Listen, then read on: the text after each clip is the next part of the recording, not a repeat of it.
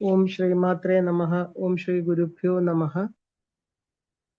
ലളിതാ സഹസ്രനാമത്തിന്റെ അർത്ഥങ്ങളിലൂടെ കടന്നു പോയിക്കൊണ്ടിരിക്കുകയാണ് നമ്മൾ. ദേവിയുടെ സഗുണ സ്വരൂപമാണ് നമ്മൾ കണ്ടുകൊണ്ടിരിക്കുന്നത്. അതിൽ ലാസ്റ്റ് ആയിട്ട് നമ്മൾ അവസാനം നിർത്തിയ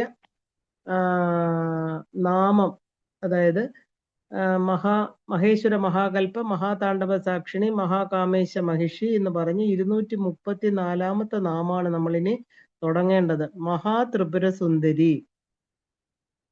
അപ്പൊ മഹാത്രിപുര സുന്ദരി എന്ന് പറയുമ്പോൾ നമുക്ക് ദേവിയെ കുറിച്ച്, കാരണം ഈ ലളിതാ സഹസ്രനാമത്തിന്റെ ബേസ് ആയിട്ടുള്ള ഇതിന്റെ എല്ലാം അധിഷ്ഠാന ദേവതയാണ് ലളിതാ ത്രിപുര സുന്ദരി അല്ലേ. അപ്പൊ മഹാത്രിപുര സുന്ദരി, അപ്പൊ അതിനെക്കുറിച്ച് കുറച്ചുകൂടെ നമുക്ക് നന്നായിട്ട് മനസ്സിലാകണമെന്ന് എനിക്ക് തോന്നി. അതുകൊണ്ടാണ് നമ്മൾ അവിടെ നിർത്തിയിട്ട് വീണ്ടും ഈ നാമത്തിൽ തുടങ്ങുന്നത്.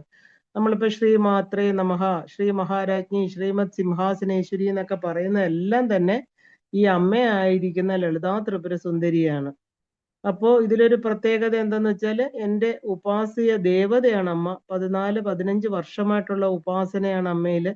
എങ്കിലും അമ്മയെക്കുറിച്ച് കുറച്ചുകൂടെ ഇതിൽ പറയണം തോന്നി. കാരണം എൻ്റെ ഉപാസന മാർഗത്തിലൂടെ ഞാൻ അറിഞ്ഞ് അനുഭവിച്ചു വന്ന ചില കുറച്ച് കാര്യങ്ങൾ. കാരണം അമ്മയുടേത് ഒരു സമുദ്രം, അമ്മയെക്കുറിച്ചുള്ള അറിവെന്ന് പറയുന്ന സമുദ്രമാണെങ്കിൽ ആ സമുദ്ര തീരത്തെ ഒരു ചെറിയ എന്താ പറയാ മൺതരിയാണ് ഞാൻ എൻ്റെ അറിവെന്ന് പറയുന്നത്. എങ്കിലും അമ്മയെക്കുറിച്ച് കുറച്ചുകൂടെ പറയണം എന്നുള്ള ആ ഒരു എന്താ പറയാ അദമ്യമായിട്ടുള്ള ഒരു ആഗ്രഹം ഉള്ളിലുണ്ടായിരുന്നു. അപ്പൊ അതുകൊണ്ട് ലളിതാ ത്രിപുര സുന്ദരിയെ കുറിച്ച് കുറച്ചൊന്ന് വിശദമായിട്ട് പറയാം. ബാക്കി നാമങ്ങളെല്ലാം നമ്മൾ അതുപോലെ പോകാം. പിന്നെ ലളിതാ സഹസ്രനാമം, ലളിത എന്ന് പറയുന്ന ദേവിയെ കുറിച്ച് നമ്മുടെ കേരളത്തില് ലളിതാ സഹസ്രനാമം ഇപ്പോഴാണ് പ്രചാരം നേടിയത്. പണ്ടത്തെ കാലത്ത് അങ്ങനെ അറിയില്ലായിരുന്നു. ഈ ലളിതാ ത്രിപുര സുന്ദരിയെ കുറിച്ച് കൂടുതൽ ആർക്കും അറിയില്ല, അതൊരു സത്യമാണ്. എങ്കിലും എല്ലാവരും ലളിതാ സഹസ്രനാമം വായിക്കുന്നുണ്ട്. അപ്പൊ അതുകൊണ്ട് ഞാൻ വിചാരിച്ചു ഒന്ന് നമുക്ക് ദേവിയെ ഒന്ന് മനസ്സിലാക്കി പോകാമെന്ന് വിചാരിച്ചിരിക്കുകയാണ്. അപ്പൊ മഹാ ത്രിപുര സുന്ദരി, മഹാ പ്ലസ് 3 പ്ലസ് പുര പ്ലസ് സുന്ദരി. എന്താണ്? 3 പുരങ്ങളിലും ഏറ്റവും സുന്ദരിയായിട്ടിരിക്കുന്നവൾ. അപ്പൊ ഈ 3 പുരങ്ങൾ, 3 പട്ടണങ്ങളാണ് പറയുന്നത് അല്ലെ. എന്തൊക്കെയാണെന്ന് നോക്കാം. അത് ജീവലോകം, സിദ്ധലോകം, ദേവലോകം, ഇതിനെയാണ് നമ്മൾ 3 പുരങ്ങൾ. അപ്പൊ ജീവലോകം എന്ന് പറഞ്ഞാൽ എന്താണ്? ജീവികളുടെ ലോകം. സിദ്ധലോകം എന്ന് പറഞ്ഞാൽ സാധന ചെയ്ത് ഉയർന്നുയർന്നു പോകുന്നവരുടെ മണ്ഡലം. ദേവലോകം എന്ന് പറഞ്ഞാൽ ഉപാസന ചെയ്ത് ദേവത്വം പ്രാപിച്ചവരുടെ മേഖല. ഈ 3 ലോകങ്ങളിലും സുന്ദരമായിട്ടിരിക്കുന്നവൾ. സുന്ദരം എന്ന് പറഞ്ഞാൽ ആകർഷണീയവും എന്താ പറയാ ആഗ്രഹിക്കത്തക്കതുമായിട്ടുള്ള ഉയരത്തിലിരിക്കുന്ന ദേവി. ഇതാണ് മഹാത്രിപുര സുന്ദരി എന്ന് നമ്മൾ സാമാന്യ അർത്ഥം നോക്കുകയാണെങ്കിൽ നമുക്ക് മനസ്സിലാവുന്നത്. അപ്പോ ഇവിടെ പറഞ്ഞിരിക്കുന്നത് മഹാത്രിപുര സുന്ദരി. ഇപ്പൊ നമ്മൾ പറയുന്ന ലളിതാ സഹസ്രനാമമായിട്ട് ചേർത്ത് പറയുമ്പോൾ നമ്മള് ലളിതാ മഹാത്രിപുര സുന്ദരി എന്നാ പറയാറ് അല്ലെ. ഇപ്പൊ ത്രിപുര എന്ന പദത്തിന് ത്രിമൂർത്തികളിൽ നിന്ന് പുരാതനയായിരിക്കുന്നവൾ എന്നൊരർത്ഥം എടുക്കണം. കാരണം ത്രിമൂർത്തികൾക്ക് മുമ്പേ ഉണ്ടായവൾ. അപ്പൊ ത്രിപുരങ്ങളിൽ വസിക്കുന്നവൾ, ഈ പദത്തിന് നമ്മളിപ്പോ പല അർത്ഥങ്ങൾ നമുക്ക് കാണാം. കാരണം ഇതിന്റെ വ്യാഖ്യാനം പറയുകയാണെങ്കിൽ, ലളിതാ ത്രിപുര സുന്ദരിയുടെ വ്യാഖ്യാനം പറഞ്ഞ ഈ പ്രപഞ്ചം മുഴുവനും ഏത് അർത്ഥമെടുത്താലും അമ്മയിലാണ് ചെന്ന് നിൽക്കുന്നത്. മനസ്സ്, ബുദ്ധി, ചിത്തം എന്നിവയാണ് നമ്മുടെ ദേവിയുടെ 3 പുരങ്ങൾ എന്ന് പറയാറുണ്ട്. കാരണം അതിനെ തന്നെ നമ്മൾ പറയും ജാഗ്രത്, സ്വപ്ന, സുഷുപ്തി എന്ന് പറയും. അപ്പോ ഈ എന്താ പറയാ 3 പുരങ്ങൾ ഏതൊക്കെയെന്ന് ചോദിച്ചാല് മനോ, ബുദ്ധി, ചിത്തം. അപ്പൊ ഇതിനെ നമ്മൾ ആ ഒരു പുരത്രയം എന്ന് പറയാറുണ്ട്. കാരണം ഇവിടെ സന്തോഷമായിട്ട് താമസിക്കുന്നവൾ. കാരണം എന്താ പറയാ ത്രിപുര മാത, അമ്മ ദേവി എവിടെയാണ് താമസിക്കുന്നതെന്ന് ചോദിച്ചാല് ഈ 3 പുരങ്ങളിലാണ്. ഈ 3 പുരങ്ങൾക്കും അടിസ്ഥാനമായിട്ടിരിക്കുന്നവൾ. ഇപ്പൊ 3 മൂർത്തികള്, 3 അഗ്നികള്, 3 ശക്തികള്, 3 സ്വരങ്ങള്, 3 ലോകങ്ങള്,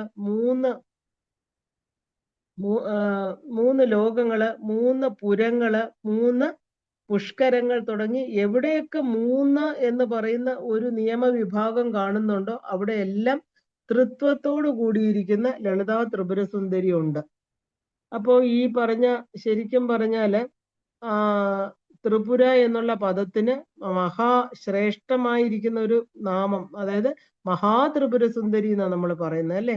അപ്പൊ ശ്രേഷ്ഠവാചിയായിരിക്കുന്ന ഒരു വിശേഷണമാണ് ത്രിപുരയ്ക്ക് നമ്മൾ കൊടുത്തിരിക്കുന്നത്. എന്താണ്? മഹത്തായിട്ടുള്ളവൾ, മഹാത്രിപുര സുന്ദരി. അപ്പോ ആ മാനമേയങ്ങളായിരിക്കുന്ന ത്രിതയങ്ങൾക്ക് പുരങ്ങളും മഹതിയായിട്ടും സുന്ദരിയുമായിട്ടിരിക്കുന്നവൾ. അപ്പൊ ഇത് സൗഭാഗ്യ ഭാസ്കരത്തിൽ ഇങ്ങനെയാണ് പറയുന്നത്. അപ്പൊ തൃത്വം എന്ന് പറഞ്ഞാൽ 3 എന്നുള്ള ഭാവത്തോടു കൂടി എല്ലാത്തിനും പുരമായിട്ടും മഹതിയായിട്ടും സുന്ദരിയായിട്ടും ഇരിക്കുന്നവൾ നമുക്ക് വ്യാഖ്യാനം പറയാം. കാരണം ആ ഒരു 3 പുരങ്ങൾ എന്ന് പറയുമ്പോൾ ഇനിയും നമുക്ക് ഒരുപാട് 3 കാര്യങ്ങൾ പറയാം അല്ലെ? ജാഗ്രത, സ്വപ്ന, സുഷുപ്തി, മാനമാത്രമേയങ്ങള് അല്ലെ? ജ്ഞാനജ്ഞാതൃജ്ഞേയങ്ങള്, എന്ത് വേണമെങ്കിലും പറയാം. അപ്പൊ മഹാത്രിപുര സുന്ദരി എന്നത് ലളിതാ പരമേശ്വരിയുടെ നാമങ്ങളില് രത്നഭൂതങ്ങളായിട്ടിരിക്കുന്ന 25 നാമങ്ങളിൽ പെടുന്നു. നമുക്കറിയാം സിംഹാസനേശ്വരി തുടങ്ങുന്ന ലളിത ഉപാഖ്യാനത്തിൽ 25 നാമങ്ങൾ അല്ലെ? പഞ്ചവിംശതി നാമങ്ങൾ എന്ന് പറയും. ആ നാമങ്ങൾ ദേവിയെ കുറിച്ചാണ്. അതിൽ സിംഹാസനേശ്വരി എന്നുള്ള നാമത്തിന്റെ വ്യാഖ്യാനം പറയുമ്പോൾ അതിൽ പറയുന്നുണ്ട് ത്രിപുര സുന്ദരി. അപ്പോ ഏതൊക്കെ രീതിയിൽ നമ്മൾ നോക്കുകയാണെങ്കിലും ഈ ത്രിപുര സുന്ദരി എന്ന് പറയുന്ന, അതായത് ആ ഒരു മഹതിയായിരിക്കുന്ന ത്രിപുര സുന്ദരി എന്ന് പറയുന്നത് ഈ പ്രപഞ്ചത്തിന്റെ അടിസ്ഥാന തത്വം. ദേവിയുടെ മന്ത്രം ത്രികൂടാത്മികയാണമ്മ. അമ്മയുടെ മന്ത്രം മൂലകൂടത്രയ കളേബര അല്ലെ?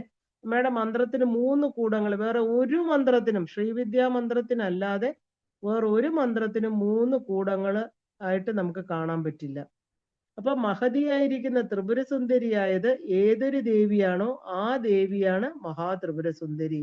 ഇപ്പൊ നമ്മള് കഴിഞ്ഞ നാമത്തിൽ കണ്ടത് എന്താ? കാമേശ മഹിഷി ആരാണെന്നാണ് ചോദിച്ചിരിക്കുന്നത് അല്ലെ? കാമേശ മഹിഷി അത് വെളിപ്പെടുത്തുകയാണ് ഈ നാമത്തില്. അപ്പൊ മഹത്തായ ത്രിപുരത്തിന് സുന്ദരിയായിട്ടിരിക്കുന്നവൾ. ലളിതാ സഹസ്രനാമത്തില് 6 ത്രിപുരം ചേർന്ന നാമങ്ങൾ വരുന്നുണ്ട്.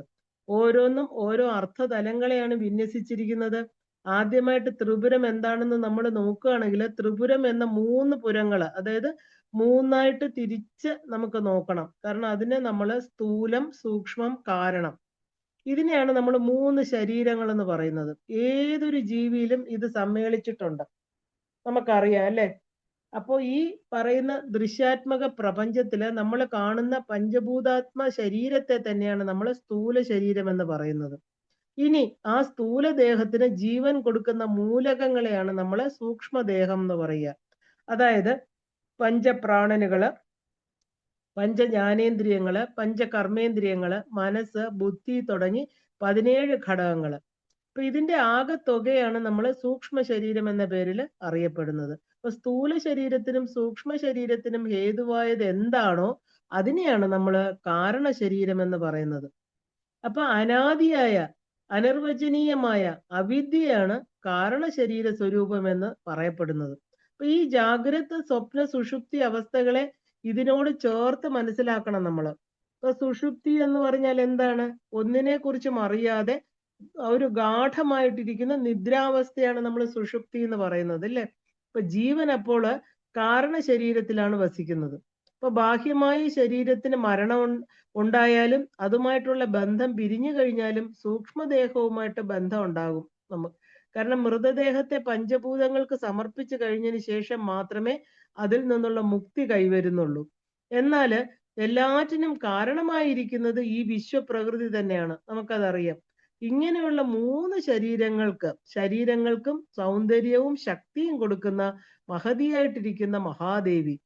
3ലും ഒന്നുപോലെ തന്നെയാണ് ആ സൗന്ദര്യം. ഒന്ന് മറ്റൊന്നിന് മീതെയുമല്ല, ഒന്നില്ലാതെ മറ്റൊന്നിന് നിലനിൽപ്പുമില്ല. അപ്പൊ അറിവ് പകരുന്നവനും അറിവ് സ്വീകരിക്കുന്നവനും ഈ ഒരു സൗന്ദര്യമുണ്ട്. അപ്പൊ ദാതാവിനും വസ്തുവിനും ഭോക്താവിനും ഒന്നുപോലെ സൗന്ദര്യം കൊടുക്കുന്നത് മഹാത്രിപുര സുന്ദരിയാണ് എന്ന് പറയുന്നു. മൂലപ്രകൃതിയിലെ വ്യത്യസ്ത ഭാവങ്ങളാണ് ദശമഹാവിദ്യകളായിട്ട് നമ്മൾ ആരാധിക്കുന്നുണ്ട് ദേവിയെ. അതിലെ കാമേശ്വര പത്നിയായ മഹാത്രിപുര സുന്ദരി തന്നെയാണ് മഹാഷോഡശിയായിട്ട് അറിയപ്പെടുന്നത്. ഈ 16 വയസ്സുള്ള കുമാരിയാണ് നമ്മൾ ഷോഡശി എന്ന് പറയുന്നത്. അതായത് 16 അക്ഷരങ്ങളുടെ സ്വരൂപമാണ് ദേവിക്ക് എന്നർത്ഥം. കാരണം സൃഷ്ടിയുടെ ഏറ്റവും ഉയർന്ന ഭാവം അതാണ്. ഭുവ സുവ എന്ന് പറയുന്ന 3 മണ്ഡലങ്ങളുടെ ഏറ്റവും സുന്ദരിയായിരിക്കുന്ന ശക്തിയാണ് ദേവിയുടെ ഭാവം എന്ന് പറയുന്നത്. കാരണം സാവിത്രി മന്ത്രത്തെ ഗായത്രി എന്നാണ് പറയുന്നത്. അതുപോലെ മഹാത്രിപുരസുന്ദരിയെ ഷോഡശി എന്ന് പറയുന്നു. ഷോഡശി, മഹാഷോഡശി, അത് ഓരോ പരമ്പരകളുടെ വ്യത്യാസം അനുസരിച്ച് അത് മാറും. അതുപോലെ ഗായത്രി മന്ത്രത്തിന്റെ വ്യാഹൃതി കൂടിയാണ് ദേവി. ഇപ്പൊ വാഗ്ഭവകൂടം, മധ്യകൂടം, ശക്തികൂടം എന്നിവയിലൂടെ പ്രകാശിക്കുന്ന ഇച്ഛ, ജ്ഞാന, ക്രിയാശക്തികളുടെ മൂർത്തി ഭാവമാണ് ഈ ത്രിപുര സുന്ദരിയുടെ ഭാവം എന്ന് പറയുന്നത്. ഇപ്പൊ ലളിതാ സഹസ്രനാമം വാഗ്ദേവതകളെ രചിച്ചതാണ്. ഈ ദേവിക്കുള്ള ആദരവും അർച്ചനയുമായിട്ടാണ് അവരിത് രചിച്ചത്. ദേവി നമുക്കറിയാം, ലളിതാ സഹസ്രനാമത്തിന്റെ പൂർവ്വഭാഗത്ത് എന്താണ് ലളിതാ സഹസ്രനാമം രചിക്കാനുള്ള കാരണം പറയുന്നുണ്ട്. ദേവി തന്നെ ആവശ്യപ്പെടുകയാണ് വാഗ്ദേവതകളോട് തന്നെക്കുറിച്ച് അറിവ് പകരുന്ന പൂർണ്ണമായിരിക്കുന്ന ഒരു നാമങ്ങൾ ഉണ്ടാക്കാൻ അവരോട് പറഞ്ഞതിന് ശേഷമാണ് വാഗ്ദേവതകള് ഈ ഒരു ലളിതാ സഹസ്രനാമം രചിക്കുന്നത്. അപ്പൊ ദേവിക്ക് തന്നെ പറഞ്ഞ് ദേവിക്ക് കൊടുത്ത അർച്ചനയാണ് ഈ ലളിതാ സഹസ്രനാമം. അപ്പൊ സരസ്വതിയും ലക്ഷ്മികളും കണ്ണുകളായിരിക്കുന്ന ദേവി ത്രിപുരാന്തകനായിരിക്കുന്ന ശിവന്റെ ശക്തിയായിട്ടിരിക്കുന്നവളാണ്. അപ്പൊ ഈ ശക്തി ശിവനോട് ചേരുമ്പോൾ മാത്രമേ പ്രപഞ്ചത്തിൽ സൃഷ്ടി നാമ്പെടുക്കുകയുള്ളൂ എന്ന് പറയണു. ഭാരതത്തില് ത്രിപുര സുന്ദരിയുടെ നാമത്തെ അനുസ്മരിച്ചു കൊണ്ടാണ് ത്രിപുര എന്നുള്ള ആ ഒരു സ്ഥലത്തിന് ആ നാമം കൊടുത്തിരിക്കുന്നത്. അവിടെ ത്രിപുര സുന്ദരിക്കായിട്ടൊരു ക്ഷേത്രവും ഉണ്ട്. അപ്പൊ ത്രിപുരയിലെ ആ ഒരു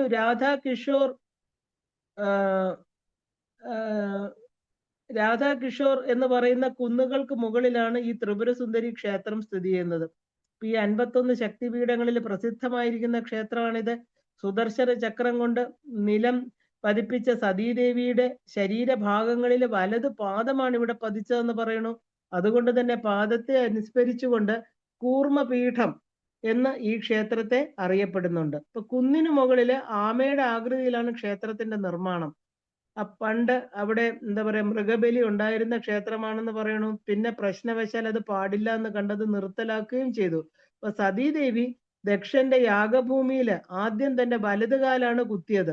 അതുകൊണ്ട് തന്നെ ത്രിപുര മംഗളത്തിനായി ആ ഒരു ജീവത്യാഗം ചെയ്ത സതീദേവിയുടെ വലതുകാല് വീണ സ്ഥലമാണ് ത്രിപുര സുന്ദരി പീഠമെന്ന് ഇത് അറിയപ്പെടാൻ കാരണം. വിശ്വമംഗളത്തിനായി ദേവി ചെയ്യുന്ന എല്ലാ കാര്യങ്ങളും സൗന്ദര്യമുള്ളതാണ്. സതീദേവിയുടെ പാദം വീണത് രാജസ്ഥാനിലെ ഭരത്പൂരിലാണ്. അംബികയായിട്ടാണ് ദേവി അവിടെ ആരാധിക്കപ്പെടുന്നത്. അങ്ങനെ ഓരോ മനുഷ്യന്റെയും ശരീരമാകുന്ന പുരത്തിന് സൗന്ദര്യവും ശക്തിയും കൊടുക്കുന്ന മഹാശക്തിയാണ് സാക്ഷാൽ മഹാത്രിപുര സുന്ദരി. ഇപ്പൊ നമ്മുടെ അമ്മയായിരിക്കുന്ന ദേവിക്ക് ആ ഒരു പാദങ്ങളെ നമ്മൾ സദാ സ്മരിക്കുമ്പോൾ എല്ലാ ആഗ്രഹങ്ങളും അമ്മയുടെ രൂപത്തിലാണ് ദേവി നമുക്ക് നടത്തി തരുന്നത്. അപ്പൊ ഈ മഹാത്രിപുര സുന്ദരി ആരാണ് അല്ലേ? അപ്പൊ നമ്മളിങ്ങനെ എത്രയോ നാമങ്ങള് ദേവിയെ കുറിച്ച് പല പല വ്യത്യസ്ത ഭാവങ്ങളിൽ പറയുന്നുണ്ടെങ്കിലും ഈ മഹാത്രിപുര സുന്ദരിയെ കുറിച്ച് മാത്രം പറയുന്ന കുറച്ച് നാമങ്ങൾ നമുക്ക് ആ ഒരു ശ്രീവിദ്യ ഉപാസന ഖണ്ഡത്തിൽ നിന്നും, അതായത് ദേവി ആരാണ്, ഇപ്പൊ ദേവിയുടെ ജ്ഞാനകാന്ഡം, അതിലൊക്കെ എന്താ പറയാ ദേവി ആരാണ്, നമ്മൾ ദേവി ഏതൊക്കെ രൂപത്തിൽ പ്രത്യക്ഷപ്പെടുന്നു എന്നും കൂടെ നമ്മൾ അറിഞ്ഞെങ്കിൽ മാത്രമേ നമുക്ക് ദേവിയെ എന്താ പറയാ ഏത് രൂപം കാണുമ്പോഴും നമുക്ക് ദേവിയാണ് എന്നുള്ള ആ ഒരു ധാരണ ഉണ്ടാവണം. അപ്പൊ ഇതിനകത്ത് ഞാൻ കുറച്ച് ശ്ലോകങ്ങൾ പറഞ്ഞു, അത് വായിക്കുമ്പോൾ തന്നെ നമുക്ക് ദേവിയുടെ ആ സ്വരൂപത്തെ മനസ്സിലാക്കാൻ പറ്റും. അത് കഴിഞ്ഞ് നമുക്ക് ദേവിയുടെ വിവിധ സ്വരൂപങ്ങളെ കൂടെ നോക്കാം. നിർഗുണ, നിത്യ, ശുദ്ധ, നിരാമയ, നിരഞ്ജന, ത്രിപുര സുന്ദരി ദേവി പരമാനന്ദദായിനി. അപ്പൊ ഇതില് ദേവിക്ക് ആദ്യം പറയുന്ന നാമം നമ്മൾ ശ്രീമാതാ ശ്രീ മഹാരാജ്ഞി എന്ന് പറയുമ്പോൾ അവിടെ പറയുന്ന ചില നാമങ്ങളിൽ ഈ അർത്ഥങ്ങളൊക്കെ വരുന്നുണ്ട്. കരുണാസാഗര ദേവി സർവജീവേഷു സംസ്ഥിത ആർത്താനാം ദുഃഖഹന്ത്രീച്ച മാതൃരൂപ ദയാമയി. ഇതിനൊന്നും നമ്മൾ പ്രത്യേകിച്ച് അർത്ഥം പറയേണ്ട കാര്യമില്ല, കേൾക്കുമ്പോൾ തന്നെ നമുക്കറിയാം അല്ലെ. ശ്രീചക്ര മധ്യനിലയ ദേവി ത്രിപുര സുന്ദരി ബിന്ദുരൂപേണ സമസ്തായ പൂജിത സർവയോഗിഭി. എല്ലാരും ശ്രീചക്ര മധ്യത്തിലിരിക്കുന്ന ആ ത്രിപുര സുന്ദരിയെ പൂജിക്കുന്നു. ശ്രീചക്രം പരമം യന്ത്രം ദേവിയ പ്രിയതമം ഗൃഹം നവചക്ര സമായുക്തം സർവസിദ്ധിപ്രദായകം. അമ്മയ്ക്ക് ഏറ്റവും ഇഷ്ടമുള്ള സ്ഥലം ഏതാണ്? ശ്രീചക്രമാണ്. ശ്രീചക്രത്തെ ഒറ്റയാളാണ് അതിന്റെ അധിഷ്ഠാന ദേവത. ആരാണ്? ലളിത ത്രിപുര സുന്ദരി. ബിന്ദുസ്ഥാനം പരം ധാമ ശിവശക്തി സമന്വയം സർവാതീതം പരം തത്വം എത്ര സർവം പ്രതിഷ്ഠിതം. എല്ലാ തത്വങ്ങളും അടങ്ങുന്ന ഒരു യന്ത്രമാണ് ശ്രീചക്രം എന്ന് പറയുന്നത് അല്ലെ. അപ്പൊ ദേവിയുടെ എല്ലാ രൂപങ്ങളും ഇതിനകത്ത് വരുന്നുണ്ട്. നിഷ്കള, പര, ശക്തിർ, മോക്ഷ, സർവകാമത, ഭക്ത അനുഗ്രഹകാരിണി, ത്രിപുര സുന്ദരി ശിവ, അന്നപൂർണ, ജഗദ്ധാത്രി, പുഷ്ടിത, സർവജീവിനാം ത്രിപുര സുന്ദരി മാത, കൃപാദൃഷ്ട്യാവലോകയ, ബാലാരൂപവതി സത്യ, ത്രൈലോക്യ മോഹനാപര, ത്രിപുര സുന്ദരി ദേവി, ഭക്തഹൃത് കമല സ്ഥിത. ഭക്തന്മാരുടെ ഹൃദയത്തിൽ വസിക്കുന്ന ദേവിയുടെ പേരാണ് ത്രിപുര സുന്ദരി. പ്രത്യങ്കിര ഘോരരൂപ, ശത്രു സംഹാരകാരിണി, ഭക്തത്രാണപരായണ, ത്രിപുര സുന്ദരി പര, സ്വയംവരേശ്വരി ദേവി, സർവസ്വതന്ത്ര രൂപിണി, ഇച്ഛാശക്തി സ്വരൂപാസ, ത്രിപുര സുന്ദരി പര, ഭവാനി ഭവദുഃഖഹന്ത്രി, സർവമംഗളദായിനി, ത്രിപുര സുന്ദരി മാത, ശരണം ശരണം ത്വാമഹം ഗതിഹി, അദ്വൈത രൂപിണി, മുക്തി പരമാത്മപ്രദായിനി, ത്രിപുര സുന്ദരി ദേവി, മോക്ഷലക്ഷ്മി നമോസ്തുതേ. സർവരൂപമയീ ദേവി, സർവാതീത പരാകല, ത്രിപുര സുന്ദരി മാതാ, ചിദാനന്ദ സ്വരൂപിണി, യാ ദേവി സർവഭൂതേഷു വിവിധൈർനാമഭിസ്തുത, ത്രിപുര സുന്ദരി സൈഷ, നമോ നമ പുനഃ. ഏറ്റവും പ്രധാനപ്പെട്ട 2 വരികളാണിത്. എല്ലാത്തിലും യാ ദേവി സർവഭൂതേഷു വിവിധൈർനാമഭിസ്തുത, എല്ലാത്തിലും ദേവി തന്നെയാണ് ആത്മാവായിട്ടിരിക്കുന്നത് അല്ലെ. ത്രിപുര സുന്ദരി ശേഷ, അമ്മ തന്നെയാണ്. നമോ നമ പുനഃ, അമ്മയെ വീണ്ടും വീണ്ടും നമസ്കരിക്കുന്നു. അപ്പൊ ഈ ത്രിപുര സുന്ദരി എന്ന് പറയുന്ന ദേവി അല്ലെ, നമ്മൾ ഈ പറയുന്ന ലളിതാ സഹസ്രനാമത്തിന്റെ അടിസ്ഥാന ദേവത. നമ്മളിപ്പോ സർവദേവതാ മന്ത്രം എന്ന് പറഞ്ഞൊരു മന്ത്രമുണ്ട്. കാരണം ശ്രീകൃഷ്ണ ഭഗവാൻ ജപിച്ചതാണെന്ന് പറയണു. അപ്പൊ ഈ സർവദേവതാ മന്ത്രം എന്ന് പറഞ്ഞാല് പ്രപഞ്ച ദേവതകളെ എല്ലാം നമസ്കരിച്ചുകൊണ്ട് അതിന്റെ അവസാനം നമുക്ക് എന്താണെന്ന് നോക്കാം. ബ്രഹ്മാണം, ശൂലപാണിയും, ഹരിം, അമരപതിയും, ഭാസ്കരം, സ്കന്ദം, ഇന്ദും, വിഘ്നം, വന്യം, ധനേശം, വരുണം, അനില, ആര്യാൻ, ഫണീന്ദ്രാൻ, ദേവാൻ, ദേവി സമേതാൻ, ഗൃഹ, മുനി, പിതൃ, ഗോ, പക്ഷി, നക്ഷത്ര, യക്ഷാൻ, ത്രൈലോക്യസ്ഥാൻ, സമസ്താൻ, സകല പരിവൃതാൻ, സർവഭൂത്യേ നമാമി. അവസാനം പറയുന്നു ഓം ഹ്രീം സർവം ലളിതാർപ്പണമസ്തു. അപ്പൊ ഇത്രയും ദേവതകളെ പറഞ്ഞിട്ട് അവസാനം പറയുകയാണ് ഇതെല്ലാം ലളിതാദേവിക്കായിട്ട് ഞാൻ സമർപ്പിക്കണു. അപ്പോ എവിടെ നിന്നാണ് ഇതിന്റെ ആരംഭം? ഇതിന്റെ ആ ഒരു ചൈതന്യം എവിടെ നിന്നാണ് ഇതെല്ലാം വന്നിരിക്കുന്നത് അല്ലേ? അപ്പോ ആ ഒരു പ്രപഞ്ച സ്വരൂപിണിയായിരിക്കുന്ന അമ്മ, ഈ പ്രപഞ്ചത്തിന്റെ സൃഷ്ടികർത്തൃയായിട്ടിരിക്കുന്ന ബ്രഹ്മ, പരിപാലിച്ചുകൊണ്ടിരിക്കുന്ന വിഷ്ണുവായിട്ട്, ഇതിനെ തിരിച്ചു സംഹരിക്കുന്ന രുദ്രനായിട്ട്, ഇതെല്ലാം എവിടെയാണ് അർപ്പിക്കുന്നത്? സർവം ലളിതാർപ്പണമസ്തു. ഇതെല്ലാം ഞാൻ ജപിക്കുന്ന എൻ്റെ എല്ലാ മന്ത്രങ്ങളും ഞാൻ നാമരൂപങ്ങളായിട്ട് കാണുമ്പോൾ വ്യത്യസ്ത രീതിയിൽ ഈ പ്രപഞ്ചത്തെ കാണുന്നു. ആ പറഞ്ഞതാണ് നമ്മൾ ഈ കണ്ടത്. അതിനെല്ലാം എവിടെയാണ് സമർപ്പിക്കുന്നത്? ലളിതാർപ്പണമസ്തു. അപ്പൊ ആ ദേവി ഭവാനി എന്ന് പറഞ്ഞുള്ള മന്ത്രം അത് തന്നെയാണ് പറയുന്നത്. ഭവാനിത്വം ദാസ്യമയി വിതരദൃഷ്ടിയും സകരുണ. അപ്പൊ ഭവാനി അല്ലയോ ദേവി, ഭവിച്ചതിന്റെ ഭവനായിരിക്കുന്ന ശിവന്റെ ഭാര്യയായിട്ടിരിക്കുന്ന അല്ലയോ അമ്മേ. അപ്പൊ ആ ദേവിക്കായിക്കൊണ്ട് നമസ്കാരം. ദേവി എന്താ പറയുന്നത്? ഏകൈവാഹം ജഗത്തത്ര ദ്വിതീയക മമാപര. ആ ശരിക്കും ആ ഒരു പരാശക്തി ശുംഭാസുരന് കൊടുക്കുന്ന മന്ത്രമാണിത്. ശുംഭ നിശുംഭന്മാരെ നമുക്കറിയാം. ദേവി മഹാത്മ്യത്തിൽ ശുംഭന് കൊടുക്കുന്ന അമ്മ അഷ്ടമാതൃക്കൾ അമ്മയുടെ പുറത്തു നിന്ന് വന്നു. അപ്പൊ ശുംഭാസുരൻ ചോദിക്കുന്നു, അമ്മ എന്താണ് ഈ പറയുന്നത്? അമ്മയ്ക്ക് പലര് സഹായത്തിനുണ്ടെന്ന് പറഞ്ഞപ്പോ എല്ലാവരും ദേവിയിൽ ലയിച്ചിട്ട് ഒരു മന്ത്രം കൊടുക്കുകയാണ്. ആ മന്ത്രമാണ് ഏകൈവാഹം ജഗത്തത്ര. ഞാൻ മാത്രമേ ഉള്ളൂ, നീ കണ്ടോളൂ. ദ്വിതീയക മമാപര, രണ്ടാമതൊന്നില്ല. ഏകമായിരിക്കുന്ന സത്യം ഞാൻ തന്നെയാണ്. പിന്നെ സർവം ഖൽവിതമേവാഹം നാന്യദസ്തി സനാതന. ഇതും ഒരു മന്ത്രമാണ്. സൃഷ്ടിയുടെ ആദ്യം പടപത്രശായിയായിരിക്കുന്ന മഹാവിഷ്ണുവിന് കൊടുത്ത മന്ത്രമാണിത്. കാരണം മഹാവിഷ്ണു ആലിലയില്, കാരണജലത്തിൽ ആലിലയിൽ തന്റെ ആ തള്ളവിരല് കടിച്ചു കടന്ന് ഞാൻ എവിടെ നിന്ന് വന്നു എന്ന് ചിന്തിക്കുമ്പോൾ അശരീരിയായിട്ട് ദേവി ഭാഗവതം പറയണു, അമ്മ അശരീരിയായിട്ട് വിഷ്ണു ഭഗവാന് പറയുകയാണ് സർവം ഖലുവിതം ഏവാഹം. ഈ കാണപ്പെടുന്നതെല്ലാം ഞാൻ മാത്രമേ ഉള്ളൂ. നാന്യദസ്തി സനാതനം. ഇതിന് എന്താ പറയുക? സനാതനം എന്ന് പറഞ്ഞാൽ ഒരിക്കലും നാശമില്ലാത്തത്, എന്നും നിലനിൽക്കുന്നത്. അപ്പൊ ഈ പറഞ്ഞ ഞാനാണ്. ഞാനെന്ന് പറഞ്ഞ ദേവിയുടെ ശബ്ദത്തിലാ വിഷ്ണു ഭഗവാൻ കേൾക്കുന്നത്.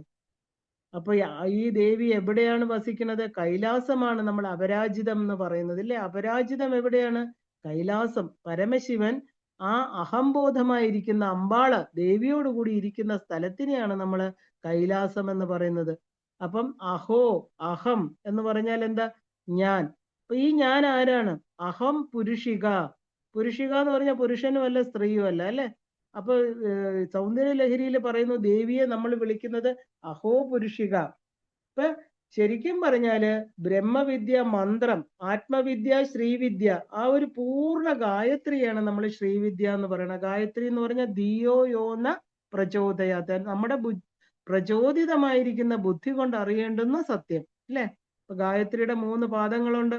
അതിലെ 4ാമത്തെ തുരീയ പാദത്തെയാണ് നമ്മൾ ശ്രീവിദ്യ എന്ന് പറയുന്നത്. ഇപ്പൊ ശ്രീവിദ്യ 3 പാദമുള്ള ഗായത്രി, അത് മഹാരഹസ്യമാണ്. അതിന്റെ 4ാമത്തെ പാദം ആത്മവിദ്യയായിരിക്കുന്ന ശ്രീവിദ്യയാണ്. ഇപ്പൊ മന്ത്രദേവതയാണ്. ആ മന്ത്രത്തിന്റെ ദേവതയാണ് ലളിതാ മഹാത്രിപുര സുന്ദരി. ഇപ്പൊ ഭുവനേശ്വരി ഗായത്രി സ്വരൂപമാണ്. വനദുർഗയാണ് സാക്ഷാൽ ഭുവനേശ്വരി ആത്മസ്വരൂപിണിയായിട്ട് ഹൃദയമധ്യത്തില് ആ ഒരു അങ്കുഷ്ട മാത്രമായിട്ട് വനദുർഗ ഭഗവതി ആത്മജ്യോതിസായിട്ട് ഹൃദയമധ്യത്തില് പ്രകാശിക്കുന്നു. ഇപ്പൊ നമ്മളെ മൂകാംബിക ദേവി വനദുർഗയുടെ സാത്വിക രൂപം തന്നെയാണ്. ഇപ്പൊ മഹാവിദ്യ, ഇപ്പൊ കാമസേവിത, ശ്രീവിദ്യ, ഇപ്പൊ കാമേശ്വരനായിട്ട് പോലും ഉപാസിക്കപ്പെട്ടവൾ. ഇപ്പൊ ദേവിക്ക് വേറൊരു പേരുണ്ട്, സൗമാംഗല്യ മഹാസൂത്ര മാഹാത്മ്യ സ്ഥിര ശങ്കര. വളരെ വളരെ എന്താ പറയാ ഗോപ്യമായിരിക്കുന്ന ഒരു നാമമാണ് സൗമാംഗല്യ മഹാസൂത്ര മാഹാത്മ്യ സ്ഥിര ശങ്കര. ദേവി നാമം ഇത് വളരെ സുമംഗലികളായിരിക്കുന്ന സ്ത്രീകളെ എന്നും ജപിക്കണം എന്ന് പറയാറുണ്ട്. കാരണം അമ്മയുടെ മാംഗല്യ സൂത്രം കൊണ്ട് സ്ഥിരശങ്കരാം, ഭഗവാൻ എന്നും അമ്മയുടെ കൂടെ ഇരിക്കുന്നു, ഇല്ലേ? അപ്പൊ അമ്മയുടെ മാംഗല്യത്തിന് ഇത്രയും മഹാത്മ്യം എന്തുകൊണ്ട്? ശിവൻ സ്ഥിരമായിട്ട് അമ്മയുടെ മംഗല്യത്തെ കാത്തുകൊള്ളണു. ശിവൻ അമ്മയിൽ നിന്ന് പിരിയാതിരിക്കണു. അപ്പൊ തവ ജനനി താടങ്ക മഹിമ എന്ന് നമ്മൾ പറയാറുണ്ട്, ഇല്ലേ? അപ്പൊ അഹം ഭവാനി അതൊരു ദിവ്യ മന്ത്രാണ്. അപ്പൊ അഹത്തെ ഉണർന്ന് മോക്ഷം എന്ന് പറയുന്ന ആ കൈവല്യ പദത്തെ കൊടുക്കുന്നവളാണ് ദേവി. അപ്പൊ ഭവാനി എന്നതിന് നീയേ ഞാൻ എന്നർത്ഥമുണ്ട് ഭവാനി. അപ്പൊ ശ്രീമാതയിൽ നിന്ന് ആ ഒരു ശ്രീ എന്നാല് നിർഗുണം, അവിടെ ലളിതാ സ്വരൂപം നിർഗുണമായിട്ട് പറയാറുണ്ട്. അപ്പൊ മകാരം, ലളിത എന്നുള്ളതിൽ ആ ഒരു എന്താ പറയാ മകാരം എന്ന ശിവൻ, ശ്രീമാതയില് മകാരം ശിവനാണ്. ആ ഒരു തകാരം എന്ന് പറഞ്ഞ ശക്തി. അപ്പൊ ശിവശക്തി ഐക്യരൂപിണി ലളിതാംബിക. ഇപ്പൊ നമ്മൾ ഈ ആദ്യത്തെ ശ്രീമാതാ നാമത്തിന് അതുകൊണ്ടാണ് നമ്മളെ ആ ഒരു എന്താ പറയാ അതിന് നിർഗുണ സങ്കല്പം എന്ന് പറയാൻ കാരണം. അപ്പൊ ഈ ഏകപാദ ത്രിമൂർത്തി, അതായത് ആദി പരമേശ്വരന് വലതുഭാഗത്ത് നിന്ന് ബ്രഹ്മാവും ഇടതുഭാഗത്ത് നിന്ന് വിഷ്ണുവും ഹൃദയത്തിൽ നിന്ന് രുദ്രമൂർത്തിയും ആവിർഭവിച്ചു. ആ ആദി പരമേശ്വരന്റെ ചിത്കല ആയിരിക്കുന്ന ദേവിയാണ് ആദിപരാശക്തിയായിരിക്കുന്ന ലളിതാദേവി. ഇപ്പൊ പരമശിവന് മൂലമായിട്ട്, അത് പരമശിവന് പോലും മുൻപേ ഉള്ള നിർഗുണ സ്വരൂപത്തിനെയാണ് നമ്മൾ ലളിതാംബിക എന്ന് പറയുന്നത്. അപ്പൊ നിർഗുണ സ്വരൂപം ശ്രീമാത എന്ന് പറഞ്ഞാൽ സമഷ്ടി സ്വരൂപം, വ്യഷ്ടി സ്വരൂപം, ശിവശക്തി ഐക്യസ്വരൂപിണി ലളിതാംബിക. ഇങ്ങനെ ഏത് രൂപത്തിലും നമുക്ക് അമ്മയെ തന്നെയാണ് എടുക്കാൻ പറ്റുന്നത്. അപ്പോ ആ ഒരു അർത്ഥാംബിക എന്ന് പറഞ്ഞാൽ പാതി ശിവൻ പാതി അംബികയായിട്ടിരിക്കുന്ന നമ്മൾ അർത്ഥനാരീശ്വര തത്വമാണിത്. സുന്ദരി എന്ന് പറഞ്ഞാല് ഈ കാണപ്പെട്ട സൃഷ്ടിക്ക് കാരണമായിരിക്കുന്നവൾ. മാതാ എന്ന് പറഞ്ഞാൽ എല്ലാറ്റിന്റെയും മാതാവ്. അപ്പൊ സതി എന്നാൽ പതിവ്രത എന്നാണ് അർത്ഥം, അല്ലെ? സത്ത് എന്നാല് സച്ചിദാനന്ദ പരബ്രഹ്മം, അതിൽ നാശമില്ലാത്ത ശാശ്വതമായി നിത്യവുമായത് സത്ത്. അതുകൊണ്ട് ദക്ഷപുത്രിയായിരിക്കുന്ന ദേവിക്ക് സതി എന്ന് പേര്. അപ്പൊ നിത്യയായവൾ, ശാശ്വതയായിരിക്കുന്നവൾ പരാശക്തി. മോഹം എന്നാല് സ്വസ്വരൂപത്തെ അറിയാത്ത സ്ഥിതിയാണ് നമ്മൾ മോഹം എന്ന് പറയുന്നത്, അല്ലെ? ദേവിയുടെ ഏകാംബിക പരാകാഷ്ഠ, ദേവി മാത്രം അംബികയായിട്ട് പരാകാശ സ്വരൂപിണിയായിട്ട് ഇരിക്കണു. കാഞ്ചീപുരത്ത് അമ്മ എങ്ങനെയായിരിക്കുന്നത്? ആ ഒരു ബിലാകാശ സ്വരൂപിണി, അല്ലെ? ചിദംബരത്തിൽ ചിദാകാശ സ്വരൂപിണി, ആ ഒരു ജ്ഞാനശരീര സ്വരൂപിണിയായിട്ട് തിരുവാരൂരില് ആ ഒരു കമലാംബികയായിട്ട് അക്ഷരാകാശ സ്വരൂപിണിയായിട്ട് ഇരിക്കണു. അപ്പൊ ദേവിയുടെ നിർഗുണ സ്വരൂപമാണ് ഈ പറഞ്ഞ അക്ഷരാകാശ സ്വരൂപിണിയായിട്ട് കമലാംബികയായിട്ട് ഇരിക്കുന്നത്. അപ്പൊ ദേവിയുടെ വിവിധ സ്വരൂപങ്ങൾ നമ്മൾ മനസ്സിലാക്കണം. കാരണം ഏത് ക്ഷേത്രത്തിൽ ചെന്ന് അമ്മയുടെ ഏത് രൂപം കണ്ടാലും അത് ലളിതാ ത്രിപുര സുന്ദരിയുമായിട്ട് ബന്ധപ്പെട്ടതാണെന്ന് അറിഞ്ഞോണം.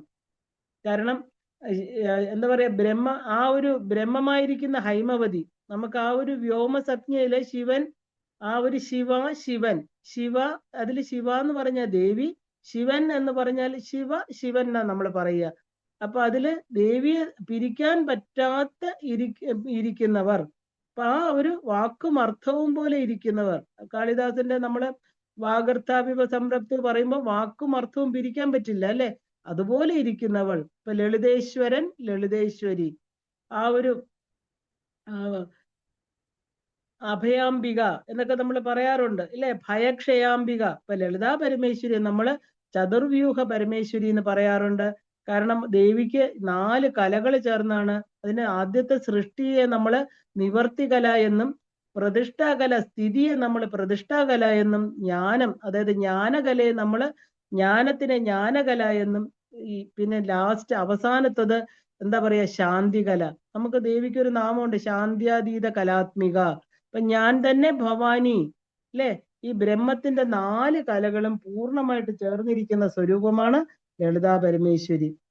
അപ്പോ ശരിക്കും പറഞ്ഞാല് ആ ഉമാ ഹൈമവതി എന്ന് പറയുന്ന ഇന്ദ്രന് പോലും ആത്മജ്ഞാനത്തെ കൊടുക്കാൻ വന്ന, നമുക്ക് കേനോപനിഷത്തിലെ കഥയാണ്, ബഹുശോഭമാന ഉമാ ഹൈമവതി. ആ ദേവി തന്നെയാണ് ഈ പറഞ്ഞ കാഞ്ചീപുരത്തെ കാഞ്ചി കാമാക്ഷി സ്വരൂപത്തിലിരിക്കുന്നത്.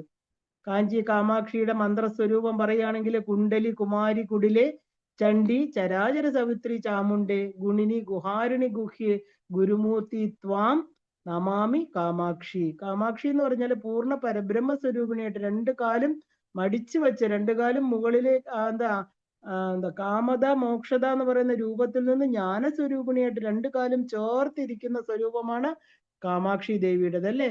അപ്പൊ അവിടെ കുണ്ടലിയായിട്ടും കുമാരി കുടിലെ ചണ്ഡി ചരാചര സവിത്രി ചാമുണ്ഡി ഗുണിനി ഗുഹാരിണി ഗുഹ്യെ ഗുരുമൂർത്തി, അവിടെ ഗുരുമൂർത്തിയായിട്ട് ജ്ഞാനാംബികയായിട്ടിരിക്കുകയാണ്. ലൗകിക വിഷയങ്ങളാകുന്ന ആ ഒരു ആ മഹാമായയാണ് നമുക്ക് ഈ കലകളെ മറച്ചിരിക്കുന്നത്. കാരണം നമുക്ക് മഹാമായയാകുന്ന ഒരു യവനിക ദേവി തന്നെ ഇട്ടിരിക്കുകയാണ്, നമുക്കിതൊന്നും അറിയാതെ പോവുകയാണ്. കാരണം എന്താ, ഈ ഒരു മറയുള്ളത് കൊണ്ടല്ലേ. നമ്മുടെ ജ്ഞാനം ഉദിക്കണമെങ്കിൽ എന്ത് വേണം, ദേവിയെ ഉപാസിക്കണം, നമ്മുടെ ആത്മദേവതയായിട്ട് നമ്മൾ തിരഞ്ഞെടുക്കണം. ദേവിയുടെ സത്സംഗങ്ങൾ കേട്ട് അമ്മയെക്കുറിച്ച് കൂടുതൽ അറിഞ്ഞ് ഈ പിറവി കടലെന്ന് പറയുന്ന സംസാര സാഗരം അത് മായയാണ്. ആ ജ്ഞാനകലയാകുന്ന വിദ്യാകലയാണ് ഇതിനെ മാറ്റുന്നത്.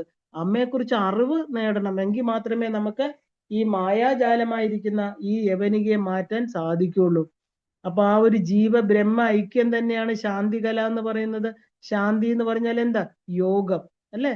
ജീവാത്മ പരമാത്മ യോഗത്തെയാണ് നമ്മൾ ശാന്തി, ശാന്തമായിട്ടിരിക്കുക ഇല്ലേ. തിര ഒഴിഞ്ഞ സമുദ്രം പോലെ, അലകളിലില്ലാത്ത തടാകം പോലെ, നമ്മുടെ മനസ്സിൽ ചിന്തകളാകുന്ന യാതൊരു അലകളില്ലാതെ നമ്മൾ ശാന്തമായിട്ടിരിക്കുന്ന അവസ്ഥയാണ് നമ്മൾ ശാന്തി എന്ന് പറയുന്നത്, പരമമായിരിക്കുന്ന ശാന്തി. ദേവിക്ക് ശാന്ത്യാതീത കലാത്മിക എന്നും പേരുണ്ട്. അപ്പൊ ഒരു എന്താ പറയാ, ഈ സത്യങ്ങളെല്ലാം അറിയുമ്പോൾ, ജ്ഞാനം ഉദിക്കുമ്പോൾ, അതായത് എന്താണ് സത്യം, ഈ ബ്രഹ്മ ഐക്യം എങ്ങനെയാണ് ഉണ്ടാകണം എന്ന് ചോദിച്ചാല്, ഞാനും അമ്മയും ഒന്നാണെന്ന സത്യം. അഹം ഭവാനി, അഹമിത്യേവ വിഭാവയേ ഭവാനി. ആ അറിഞ്ഞ ജീവനാണ് ശാന്തമായിട്ടിരിക്കുന്നത്. പിന്നെ ഒരു ബഹളവും ഇല്ല, ഒന്നും നേടാനില്ല, ഒന്നും കളയാനില്ല, കൊടുക്കാനില്ല, വാങ്ങാനില്ല, ഒന്നുമില്ല അല്ലെ. എവിടെയും പോകാനും ഇല്ല. സ്വർഗമില്ല, നരകമില്ല, ഭൂലോകങ്ങളില്ല, പാതാളമില്ല, എല്ലാം അമ്മ മാത്രം. അവിടെ അമ്മയും ഞാനും ഏകീഭവിക്കുന്ന ആ സ്വരൂപം, അതിനെയാണ് നമ്മൾ ശാന്തി കല എന്ന് പറയുന്നത്. അപ്പൊ ആ സത്യം അറിഞ്ഞ ജീവൻ എപ്പോഴും ശാന്തമായിട്ടിരിക്കും ഇല്ലേ. അപ്പൊ 4 കലകളും ദേവീ ശക്തി തന്നെയാണ്. ഈ 4 കലകൾ ഉണർന്നവനാണ് പരമശിവൻ എന്ന് പറയുന്നത് ഇല്ലേ. ആ സൂര്യന് ചൂടും പ്രകാശവും പോലെ അഭേദ്യമാണ് ശിവശക്തികള്. അപ്പോ ആ ഒരു ക്രീഡാതെ ലോകരചന സഖാതെ ചിന്മയ ശിവ ആഹാരസ്ഥേ സദാനന്ദ വസതേ ഹൃദയ സദാ. ലളിതാ ത്രിപുര സുന്ദരി ധ്യാനാണിത്. അമ്മ എവിടെയാണ്, ക്രീഡാതെ ലോകരചന. അമ്മയുടെ ക്രീഡ എന്താ, കളി എന്താ, ഈ ലോകത്തെ ഉണ്ടാക്കുക, ഇല്ലാതാക്കുക, അതിനെ പരിപാലിക്കുക, തിരിച്ചു ലയിപ്പിക്കുക അല്ലേ. സഖാതെ ചിന്മയ ശിവ, അമ്മയുടെ കൂട്ടുകാരനാണ്. സഖാവ് ആരാണ്, ചിന്മയ ശിവനാണ് അമ്മയുടെ കൂട്ടുകാരൻ. അമ്മയുടെ ഈ കളിയിൽ സഹായിക്കുന്ന ആരാ, അമ്മയ്ക്ക് കൂടുതൽ എല്ലാ സഹായങ്ങളും ചെയ്തു കൊടുക്കുന്ന ആളിനെയാണ് നമ്മള് ശിവഭഗവാൻ അല്ലെ, സ്വാമി എന്ന് പറയുന്നത്. അപ്പോ ആഹാരസ്ഥേ സദാനന്ദ, അപ്പൊ സദാ ആനന്ദമായിട്ടിരിക്കുന്നവൾ. അപ്പോ വാസസ്ഥേ ഹൃദയം തത്, അമ്മ എവിടെയാ വസിക്കുന്നത്? നമ്മുടെ എല്ലാ ഹൃദയപത്മത്തിലാണ് അമ്മ വസിക്കുന്നത്. അപ്പൊ ഇത് നമ്മള് എന്താ പറയാ, ദേവിയുടെ ഒരു ധ്യാനമായിട്ട് പറയാം. അതിനെ ലളിത ത്രിപുരസുന്ദരി ധ്യാനം എന്ന് പറയാറുണ്ട്. അമ്മ ആരാണ്, അമ്മ എവിടെ വസിക്കണമെന്ന് അല്ലേ. ഇപ്പൊ കാമാക്ഷിയായിട്ടിരിക്കുന്ന ദേവി തന്നെയാണ് ഗുരുരൂപിണിയായിട്ടിരിക്കുന്നത് രാജരാജേശ്വരി. ഇപ്പൊ മൂല കാരണമായിരിക്കുന്ന ആദിപരാശക്തിയുടെ ആദി പീഠമാണ് നമ്മള് ശരിക്കും പറഞ്ഞാല് ഈ കാമാക്ഷി, കാഞ്ചി കാമാക്ഷി എന്ന് പറയുന്നത്. അപ്പോ ആ ഒരു തിരുപ്പെരും തുറ എന്ന് പറയുന്ന അവിടെ ഒരു സ്ഥലം, ഇതെല്ലാം തമിഴ്നാട്ടിലാണ്. അവിടെ ആവുടയാർ കോവിൽ എന്ന് പറഞ്ഞ ആ ഒരു സ്ഥലമുണ്ട്. അവിടെയാണ് ദേവി കാരണമായിട്ടിരിക്കുന്നത്. അതായത് കാര്യങ്ങളുടെ എല്ലാം കാരണമായിട്ടിരിക്കുന്ന ദേവി. അവിടെയാണ് നമ്മൾ മഹാകാരണപീഠം എന്ന് പറയുന്നത്. അവിടെ ആദി യോഗാംബ പരമേശ്വരിയായിട്ട് ആത്മനാഥനായിരിക്കുന്ന മഹാകാമേശ്വരനുമായിട്ടിരിക്കുകയാണ് അമ്മ. ഇവിടെ ദേവിക്ക് രൂപമില്ല. 43 ദ്വാരങ്ങളുള്ള ഒരു ജനൽ വഴി കൂടെ നോക്കുമ്പോൾ നമുക്ക് ശ്രീചക്രത്തിന്റെ മേല് 2 പാദുകങ്ങൾ മാത്രമേ കാണാൻ പറ്റുള്ളൂ. അപ്പൊ അവിടെ ശരിക്കും അതുകൊണ്ടാണ് ഗുരുമൂർത്തി ത്വാം നമാമി കാമാക്ഷി. അപ്പൊ ഇത് ഗുരുമൂർത്തിയായിരിക്കുന്ന കാമാക്ഷിയെ, കുണ്ടലി, കുമാരി തുടങ്ങിയിട്ടുള്ള ആ 12 നാമങ്ങൾ കൊണ്ട് നമുക്ക് ദേവിയെ ആരാധിക്കാം. കാരണം ഗുരുമൂർത്തിയായിരിക്കണം അമ്മ. ഇത് എന്താ പറയാ, നമ്മൾ ദേവിയോട് എന്താ സാധാരണ പറയുന്നത്? സാധാരണ എല്ലാവർക്കും ഉള്ള ആഗ്രഹം അനായാസേന മരണം വിനാ ദൈന്യേന ജീവിതം ദേഹിമേ കൃപയാ ശംഭോ ത്വയി ഭക്തി രചഞ്ചല. ഇവിടെ നമ്മൾ ശിവനോട് പറഞ്ഞാലും ശംഭോ എന്ന് പറഞ്ഞാലും ദേവി എന്ന് പറഞ്ഞാലും ഇല്ലേ, ദേഹിമേ കൃപയാ ഗൗരി ത്വയി ഭക്തി അചഞ്ചല. എനിക്ക് മരണം, എൻ്റെ ഈ ശരീരത്തിന് മരണം ഉണ്ടാകും, ദൈന്യമായിട്ടൊരു ജീവിതം എനിക്ക് തരരുതേ. ദേഹിമേ കൃപയാ ഗൗരി ഭക്തി ത്വയി ഭക്തി അചഞ്ചല. അവിടത്തേലുള്ള അമ്മയിലുള്ള ഭക്തി എനിക്ക് അചഞ്ചലമായിട്ട് വേണേ. അപ്പോ ശരിക്കും പറഞ്ഞാൽ പരാശക്തി എന്ന് പറഞ്ഞാൽ എന്താ? സർവം ഭാതം പ്രോതം പരാശക്തി, സർവം ഇതം പരാശക്തി. കാരണം എല്ലായിടത്തും ഓതപ്രോതമായിരിക്കണം. സർവം ഓതപ്രോതം, ഊടും പാവും പോലെ. നമ്മുടെ ഒരു വസ്ത്രത്തില് നൂലുകൾ അങ്ങോട്ടും ഇങ്ങോട്ടും ചേരുമ്പോഴാണ് അത് വസ്ത്രമായിട്ട് തീരണത് അല്ലെ. അപ്പൊ ഈ പ്രപഞ്ചത്തില് ഊടും പാവും പോലെ പരാശക്തി സർവമിതം, ഇവിടെ ഉള്ളതെല്ലാം തന്നെ ശക്തി സ്വരൂപമായിരിക്കുന്ന ദേവിയാണ്. അപ്പൊ അത് പരാശക്തിയാണ്. മഹാവിഷ്ണു പറയണു, ശ്രീചക്രത്തിന് കാലചക്രം, ഭവചക്രം, സംസാരചക്രം എന്നൊക്കെ പേരുണ്ട്. ദേവി ശ്രീചക്രത്തെയാണ്, ആ ഒരു 2 ശ്രീചക്രങ്ങളെയാണ് ദേവി സ്വർണ്ണ താടകങ്ങളായിട്ട് ധരിക്കുന്നതെന്ന് പറയാറുണ്ട്. കാരണം ചിലര് പറയും സൂര്യനും ചന്ദ്രനുമാണ് അമ്മയുടെ താടകങ്ങൾ, ദേവിയുടെ സ്ഥലങ്ങളായിട്ട് പറയാറുണ്ട്. അപ്പൊ ശ്രീചക്രം എന്ന് പറയുന്നത് ദേവിയുടെ വാസസ്ഥാനം. ലളിതാ ത്രിപുരസുന്ദരി മാത്രമാണ് ശ്രീചക്രത്തിന്റെ ആധാര ദേവത. അപ്പൊ ഈ ലോകം എന്ന് പറയുന്നത് നമ്മൾ ശരിക്കും പറഞ്ഞാല് നമ്മുടെ ആ ഒരു സ്ഥലത്തെ ആശ്രയിച്ച് നമ്മൾ എങ്ങനെയാണ് ഈ ലോകത്തെ കാണുന്നത് അല്ലെ. പരാശക്തിയും പരമേശ്വരനും രണ്ടും ഒന്നാണ്, അവര് ചേർന്നതാണ് ഈ പ്രപഞ്ചം എന്ന് നമ്മൾ അറിഞ്ഞോണം. ഏക നിഷ്കല ശിവ, ഏകാഗ്നി നിർദ്വൈത. ദേവിക്ക് ഏകയായിട്ടിരിക്കുന്നവൾ, നിഷ്കല കലകളില്ലാത്തവൾ ശിവ, ഏകാഗ്നി ആ ദ്വൈതങ്ങളില്ലാത്തവൾ. ഈ ദേവി നമുക്ക് വേണ്ടി ത്രിഗുണാത്മികയായിട്ട് ഈ ലോകത്തെ സൃഷ്ടിക്കുന്നു. അപ്പൊ ദേവി ഉപാസന കൊണ്ട് ത്രിപുടി മുടിഞ്ഞ് അഖണ്ഡാകാര വൃത്തി കൈവരിച്ചെങ്കിൽ മാത്രമേ നമുക്കിത് മനസ്സിലാവുള്ളൂ. കാരണം അഖണ്ഡാകാര വൃത്തി എന്ന് പറഞ്ഞാല് ഈ കാണുന്ന മത്ത പരതരം ന അന്യത്, ഈ കാണപ്പെടുന്നതൊന്നും വേറെയല്ല, നമ്മളിൽ ഇരിക്കുന്ന അതേ ശക്തിയാണ് പ്രപഞ്ചമെന്ന് നമ്മൾ മനസ്സിലാക്കണം.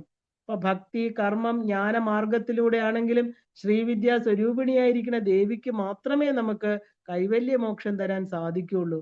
അപ്പൊ ശിവശക്തി ദ്വൈതം മാറി രണ്ടുപേരും ഒന്നാണെന്നുള്ള അനുഭവം ഉണ്ടാകണം അല്ലെ.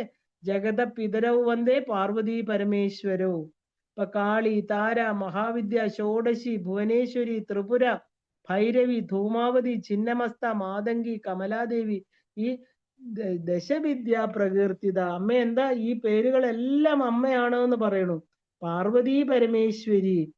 ഇപ്പൊ നമ്മള് പാർവതി പരമേശ്വരി എന്നാ പറയുന്നത്. മായ ഇല്ലാത്ത സ്ഥലമാണ് ഹിമാലയം. അപ്പൊ ഹിമാലയത്ത് താമസിക്കുന്ന 2 പേര് പാർവതിയും പരമേശ്വരനും അല്ലെ. പരമേശ്വരൻ എവിടെയാ തപസ് ചെയ്യുന്നത്? കൈലാസത്ത്. അപ്പൊ പാർവതി ദേവി ഹിമവാന്റെ പുത്രിയാണ്. അപ്പൊ മായ ഇല്ലാത്ത സ്ഥലമാണ് ഹിമാലയം. അപ്പൊ ശിവ എന്ന് പറഞ്ഞാൽ എന്താ? ശിവഗതിതാൻ, ശിവഗതിയാണ് നമ്മൾ ശിവ. നമുക്ക് വെറുതെ ഇരിക്കുമ്പോ എല്ലാം നമ്മൾ പറയാറുണ്ട് ശിവ. എന്താണ് ഞാൻ കേൾക്കുന്നത്? അതൊരു മന്ത്രമാണ്. അപ്പോ എന്താ പറയാ, ആ ലളിതാദേവി ദശമഹാവിദ്യാ രൂപത്തിലിരിക്കണു, ഭക്ത സൗഭാഗ്യദായിനിയായിട്ട്, കാമകലാ സ്വരൂപിണിയായിട്ട്, ഭക്താനുഗ്രഹ കാരണിയായിട്ട്. എന്താ പറയാ, ദേവി പല സ്വരൂപങ്ങൾ സ്വീകരിച്ചുകൊണ്ട് ഈ പ്രപഞ്ചത്തെ നിലനിർത്തുന്നു. ആർക്ക് ഏത് രൂപത്തെയാണോ അമ്മയുടെ ഇഷ്ടം, നമുക്ക് സരസ്വതിയാണോ, മഹാലക്ഷ്മിയാണോ, കാളിയാണോ, അല്ലെ, മഹാവിദ്യകളെ 10 ഉണ്ടെങ്കിൽ ഇവരെല്ലാം ലളിതാദേവിയുടെ ശരീരത്തിലാണ് ഇരിക്കുന്നത്. കാരണം ലളിതാദേവിയുടെ ശരീരത്തിൽ നിന്ന് വന്നവരാണ് ഇവരെല്ലാം. ദക്ഷിണാകാളിക കഴുത്തില്, താരാദേവി മുഖത്തില്, ഛിന്നമസ്ത സ്തനത്തിലാണെന്ന് പറയുന്നു. അപ്പൊ ദേവി ബ്രഹ്മസ്വരൂപിണിയാണ്, ശുദ്ധ സത്വസ്വരൂപിണി. അപ്പൊ അഖണ്ഡ സച്ചിദാനന്ദ സ്വരൂപിണിയായിരിക്കുന്ന ശിവശക്തി സ്വരൂപിണിയായിട്ട് അമ്മ പ്രകാശിക്കുന്നു. അപ്പൊ ജീവനെ ശിവനാക്കുകയും ശിവനെ ജീവനാക്കുകയും ചെയ്യുന്ന ഇച്ഛാശക്തിയായിട്ടിരിക്കുന്നത്, ശിവകാമസുന്ദരിയായിട്ട് ചിദംബര ക്ഷേത്രത്തിൽ ഇരിക്കുന്നത്, കാളഹസ്തിയിൽ ജ്ഞാനശക്തിയായിരിക്കുന്ന ജ്ഞാനപ്രസൂനാംബികയായിട്ട്, തിരുവാരൂരിലെ കമലാംബികയായിട്ട്, കാഞ്ചിയിലെ കാമാക്ഷിയായിട്ട്, കാശ്മീരത്തിലെ ശാംഭവിയായിട്ട്, ആ ഒരു എന്താ പറയാ ശ്രീവിദ്യ സ്വരൂപിണിയായിട്ട് സാക്ഷാൽ ലളിതാദേവി പ്രകടമാകുന്നത് രാജരാജേശ്വരിയായിട്ടാണ്. ആ ഒരു ശിവ, ലളിത, നിത്യ, സത്യ, ശാശ്വത, പരബ്രഹ്മ സ്വരൂപിണി, ഇതെല്ലാം അമ്മയുടെ ആ നാമങ്ങളാണ്. ജനന മരണാദികൾക്ക് അപ്പുറമുള്ള ദേവി ആ അസുര സംഹാരത്തിനായിട്ടാണ് പല രൂപങ്ങളെടുത്ത് ഇവിടെ വരുന്നത്. നമുക്ക് വേണ്ടിയാണ് അമ്മ ഈ പ്രപഞ്ചത്തിലേക്ക് വരുന്നത്. എന്താ, നമ്മുടെ ഉള്ളിലിരിക്കുന്ന ആസുരിക ശക്തികൾ, അല്ലെ, നമ്മുടെ ആ ഷഡ് ചക്രങ്ങളിൽ ബാധിച്ചിരിക്കുന്ന കാമക്രോധ ലോഭ മത മാത്സര്യങ്ങളാകുന്ന ആ അസുരന്മാരെ, ഇതെല്ലാം കൂടെ ചേർന്ന് ഏറ്റവും ക്രൂരമായിരിക്കുന്ന ഭണ്ഡാസുരനെ വധിക്കാനായിട്ട് ദേവി ലളിതാദേവിയുടെ രൂപം പൂണ്ട് ചിതഗ്നികുണ്ഡത്തിൽ ആവിർഭവിക്കുകയാണ്. ദേവന്മാരെ വിളിച്ചിട്ടാ വരുന്നത്, ദേവകാര്യ സമുദ്യുത, അല്ലേ.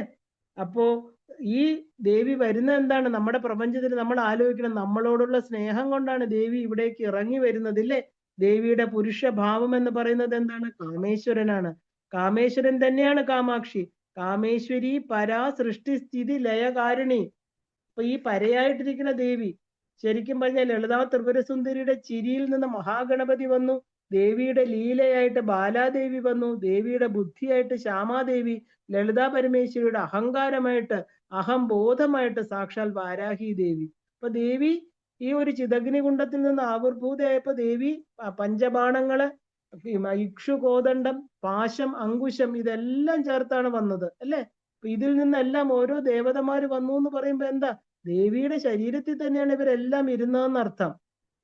കാരണം അഹങ്കാരമായിട്ട്, അതായത് ബോധമായിട്ടിരുന്നത് വാരാഹി ദേവിയാണ്, അല്ലെ. അപ്പൊ ഇവരെല്ലാം സദാ ലളിതാദേവിയെ പിരിയാതെ ഇരിക്കണം. അപ്പൊ ദേവിയെ പൂജിക്കുമ്പോ ഈ ഇത്രയും ദേവതകാര് മാത്രമല്ല, ചതുഷ്ഷഷ്ടി കോടി ദേവത ഗണസേവിത, ഈ ദേവതമാരെല്ലാം പൂജിക്കുന്നതിന് തുല്യമാണ് ഒറ്റ ആളായിരിക്കുന്ന ലളിതാ പരമേശ്വരിയെ പൂജിക്കുമ്പോ. കാരണം ബാലാക്ഷേത്രം വൈദീശ്വരൻ കോവിലാണ്. ബാലയുടെ ആ ഒരു എന്താ പറയാ പതിയായിരിക്കുന്ന കുമാര കാമേശ്വരൻ 16 വയസ്സ്, ബാലയ്ക്ക് 9 വയസ്സ്. അവിടെ ആ ഒരു എന്താ പറയാ വൈദീശ്വരൻ കോവിലിൽ അങ്ങനെയാണ്. ബാലാദേവി അവിടെ കൊച്ചുകുട്ടിയായിട്ടല്ല, സാക്ഷാൽ ഭർത്താവായിരിക്കുന്ന ശിവനുമായിട്ടിരിക്കുന്നതായിട്ടാണ് അവിടെ കാണിച്ചിരിക്കുന്നത്. അപ്പോ ഈ സദാ ലളിതാദേവിയെ പിരിയാതെ നമ്മുടെ ഒരു ജീവൻ ഇരിക്കണമെങ്കിൽ എന്ത് വേണം, അമ്മയെക്കുറിച്ച് നമ്മൾ അറിയണം, ഇല്ലേ. അമ്മയുടെ സ്വരൂപം ഈ കാണപ്പെടുന്നതെല്ലാം ദേവിയാണെന്ന് അറിയണം. കാരണം ഇവരെ ഒന്നും നമ്മൾ പ്രത്യേകം ഉപാസിക്കുക പോലും വേണ്ട, എല്ലാവരും ലളിതാദേവിയിൽ ഐക്യമായിരിക്കുന്നു. ഇത് പറഞ്ഞിരിക്കുന്നത് ശ്രീവിദ്യാ തത്വ സന്ദേശത്തിലാണ്. ആ ഒരു കരുണാസാഗരയായിരിക്കുന്ന ദേവി സർവജീവേഷു സംസ്ഥിത, ആർത്താനാം ദുഃഖഹന്ത്രീച്ച മാതൃരൂപ ദയാമയി, പരാശക്തിയായിരിക്കുന്ന ജഗദംബിക ശരണാഗത ദീനാർത്ഥ പരിത്രാണ പരായണയാണ്. ശ്രീ ചക്രമധ്യനിലയ ശ്രീദേവി ത്രിപുരസുന്ദരി ബിന്ദുരൂപേണ സംസ്ഥിത. അപ്പൊ എല്ലാവർക്കും പൂജിക്കാൻ പറ്റുന്ന സർവപൂജിതയാണ്, യോഗികളാൽ പൂജിക്കപ്പെടുന്നതാണ് ദേവി. ഇപ്പൊ ശ്രീചക്രം പരമമേന്ദ്രം ദേവിയ പ്രിയതമം ഗൃഹം, അമ്മയ്ക്ക് ഏറ്റവും ഇഷ്ടപ്പെട്ട ഗൃഹം ചിന്താമണി ഗൃഹമാണ്. ആ ഒരു എന്താ പറയാ സുധാ സിന്ധുവിന്റെ മധ്യത്തിൽ ശ്രീപുരത്തിരിക്കുന്ന ചിന്താമണി ഗൃഹത്തില് അമ്മയ്ക്ക് ഏറ്റവും ആ യന്ത്രത്തിന്റെ മധ്യത്തിൽ, യന്ത്രം എന്ന് പറഞ്ഞാല് ഒരു വീട് പോലെ താമസിക്കുന്ന സ്ഥലം, ആ യന്ത്രം അമ്മയ്ക്ക് ഏറ്റവും ഇഷ്ടപ്പെട്ട യന്ത്രം, തന്റെ വീട് ഏതാണ്, ശ്രീചക്രം പരമം യന്ത്രം, നവചക്ര സമായുക്തം സർവസിദ്ധിപ്രദായകം, എല്ലാ സിദ്ധികളെയും കൊടുക്കുന്ന, ആ ചിന്തിക്കുമ്പോൾ പോലും പൂർണ്ണമായിരിക്കുന്ന മോക്ഷത്തെ കൊടുക്കുന്ന ശ്രീചക്രം, അതിന്റെ മധ്യത്തിലാണ് അമ്മ ഇരിക്കുന്നത്. ബിന്ദുസ്ഥാനം പരം ധാമ, അമ്മയുടെ പരമമായിരിക്കുന്ന ധാമം, അമ്മയുടെ വീട് ഏതാ, ബിന്ദുസ്ഥാനമാണ്. സർവശക്തി സമന്വിതം, എല്ലാ ശക്തികളോടും ചേർന്നാണ് അമ്മ അവിടെ ഇരിക്കുന്നത്. സർവാതീതം പരം തത്വം, എല്ലാത്തിനും ഇതിന് താഴെയായിട്ട് ഇതിന് മുകളിലായിട്ട് വേറെ ഒന്നുമില്ല. എല്ലാത്തിനും ഉയർന്ന തത്വമാണ് അമ്മ. എത്ര സർവം പ്രതിഷ്ഠ, എല്ലാം ഇതിലാണ് പ്രതിഷ്ഠിതം. ബിന്ദുവിൽ നിന്നാണ് ഈ പ്രപഞ്ചം ഉരുത്തിരിഞ്ഞു വന്നിരിക്കുന്നത് അല്ലെ. അപ്പൊ ബിന്ദു നാദ കലാസ്വരൂപിണിയായിരിക്കുന്ന ദേവിയിൽ നിന്നാണ് ഈ കാണപ്പെടുന്ന പ്രപഞ്ചം എല്ലാം തന്നെ ഉരുത്തിരിഞ്ഞു വന്നിരിക്കുന്നതെന്ന് അർത്ഥം. അപ്പൊ യന്ത്രപൂജ പരാപൂജ ശ്രീചക്രേ ക്രിയതേ സദാ ദേവ്യാ സാന്നിധ്യമാപ്നോതി സാധക ശീഘ്രമേവ. ആരാണോ ഈ ദേവിയെ ശ്രീചക്രത്തിൽ പൂജിക്കുന്നത്, ദേവിയാ സാന്നിധ്യം, അമ്മയുടെ സാന്നിധ്യത്തെ അറിഞ്ഞുകൊണ്ട് ആ സാധകൻ ശീഘ്രമായിട്ട് എന്ത് സംഭവിക്കും? പൂർണ്ണമായിരിക്കുന്ന ആ ഒരു സാധനയുടെ ലക്ഷ്യത്തെ പൂർത്തീകരിക്കും. ഇപ്പൊ ശ്രീവിദ്യ, ബ്രഹ്മവിദ്യാംബിക, പരമേശ്വരി, ജ്ഞാനപ്രസൂനാംബിക. ഇപ്പൊ കാളഹസ്തിയിലെ ദേവി ആ ഒരു സ്വർണമുഖി ശിലയിൽ വിളങ്ങുന്നു എന്നാ പറയാറുള്ളത്. ശ്രീചക്രം പ്രഥമം ചക്രം, ഈ ലോകത്ത് ആദ്യമുണ്ടായ ചക്രത്തെയാണ് നമ്മൾ, അതിനുശേഷം ഒരുപാട് യന്ത്രങ്ങൾ ഉണ്ടായിട്ടുണ്ട്, പക്ഷെ ആദ്യമായിട്ടിരിക്കുന്ന ഉണ്ടായത് ശ്രീചക്രമാണ്. ഇപ്പൊ ശ്രീവിദ്യ മന്ത്രമാണ് ആദ്യം ഉണ്ടായത്. ആ പഞ്ചമഹാബീജങ്ങൾ എന്നറിയപ്പെടുന്ന ഐം ഹ്രീം ശ്രീം ക്ലീം സൗഹു, ഇതിനെയാണ് പഞ്ചമഹാബീജങ്ങൾ എന്ന് പറയുന്നത്. അപ്പൊ ദേവിയുടെ മന്ത്രശക്തി എന്ന് പറഞ്ഞാൽ ചിന്തയ്ക്കപ്പുറത്താണ്. അത് ഗുരുമുഖത്ത് നിന്ന് തന്നെ നമുക്ക് ലഭിക്കണം. കാരണം മന്ത്രബലം ട്രാൻസ്മിറ്റ് ചെയ്യാൻ ഗുരു വേണം എന്ന് പറയണ കാരണം അതുകൊണ്ടാണ്. കാരണം നമ്മള് വാക്കിലൂടെ, ശബ്ദത്തിലൂടെ, നാദത്തിലൂടെയാണ് ഈ പ്രപഞ്ചം ഉരുത്തിരിഞ്ഞത്. അതിനെയാണ് നമ്മൾ ബിഗ് ബാങ് തിയറി എന്ന് പറയുന്നത്. അപ്പൊ നാദത്തിലൂടെ പ്രപഞ്ചം ഉണ്ടാവണു. അപ്പൊ എന്തും നമുക്ക് മന്ത്രം എന്ന് പറഞ്ഞാൽ എന്താ? ശബ്ദത്തിലൂടെ നമുക്ക് ട്രാൻസ്മിറ്റ് ചെയ്യാൻ ഒരു എനർജി ഉണ്ട്. അപ്പൊ അതിനെയാണ് നമ്മൾ ഗുരു പരമ്പരയിലൂടെ നമുക്ക് കിട്ടുക. ദേവി ശബ്ദബ്രഹ്മമയിയാണ്, ശ്രീവിദ്യ സ്വരൂപിണിയാണ്, പഞ്ചദശാക്ഷരി വിദ്യയാണ് അമ്മ, മൂലമന്ത്രം. ഇതിനു മേല് വേറൊരു മന്ത്രം ഇല്ല. അതുകൊണ്ടാണ് അതിന് മന്ത്രരാജം എന്ന് പറയുന്നത്. ത്രികുടാത്മികയാണ്, ആ ഒരു ത്രികൂടങ്ങളോടുകൂടിയ മന്ത്രസ്വരൂപിണിയാണ് ദേവി. ശരീരം തന്നെയാണ് ഈ മന്ത്രം. കൈവല്യ മോക്ഷമാണ് ഈ മന്ത്രം. കാരണം ആ ഒരു വിശ്വമാത അഭിവന്ദ്യ പരബ്രഹ്മം ശബ്ദബ്രഹ്മമായിരിക്കുന്ന ആ ഒരു മന്ത്രസ്വരൂപത്തിൽ ഇരിക്കുന്ന ദേവിയാണ് പഞ്ചദശാക്ഷരി സ്വരൂപിണിയായിരിക്കുന്ന ശ്രീവിദ്യ എന്ന് പറയുന്നത്. അപ്പൊ നമുക്ക് ജപയജ്ഞമാണ് കലികാലത്തിലെ ഏറ്റവും ഉയർന്ന സാധന അല്ലെ. അതുപോലെ കാമാക്ഷി എന്ന് പറയുന്നത് ഒരു നാമമല്ല, ശ്രീവിദ്യ മന്ത്രത്തിന് തുല്യമായിരിക്കുന്ന ഒരു മന്ത്രാക്ഷരമാണ്.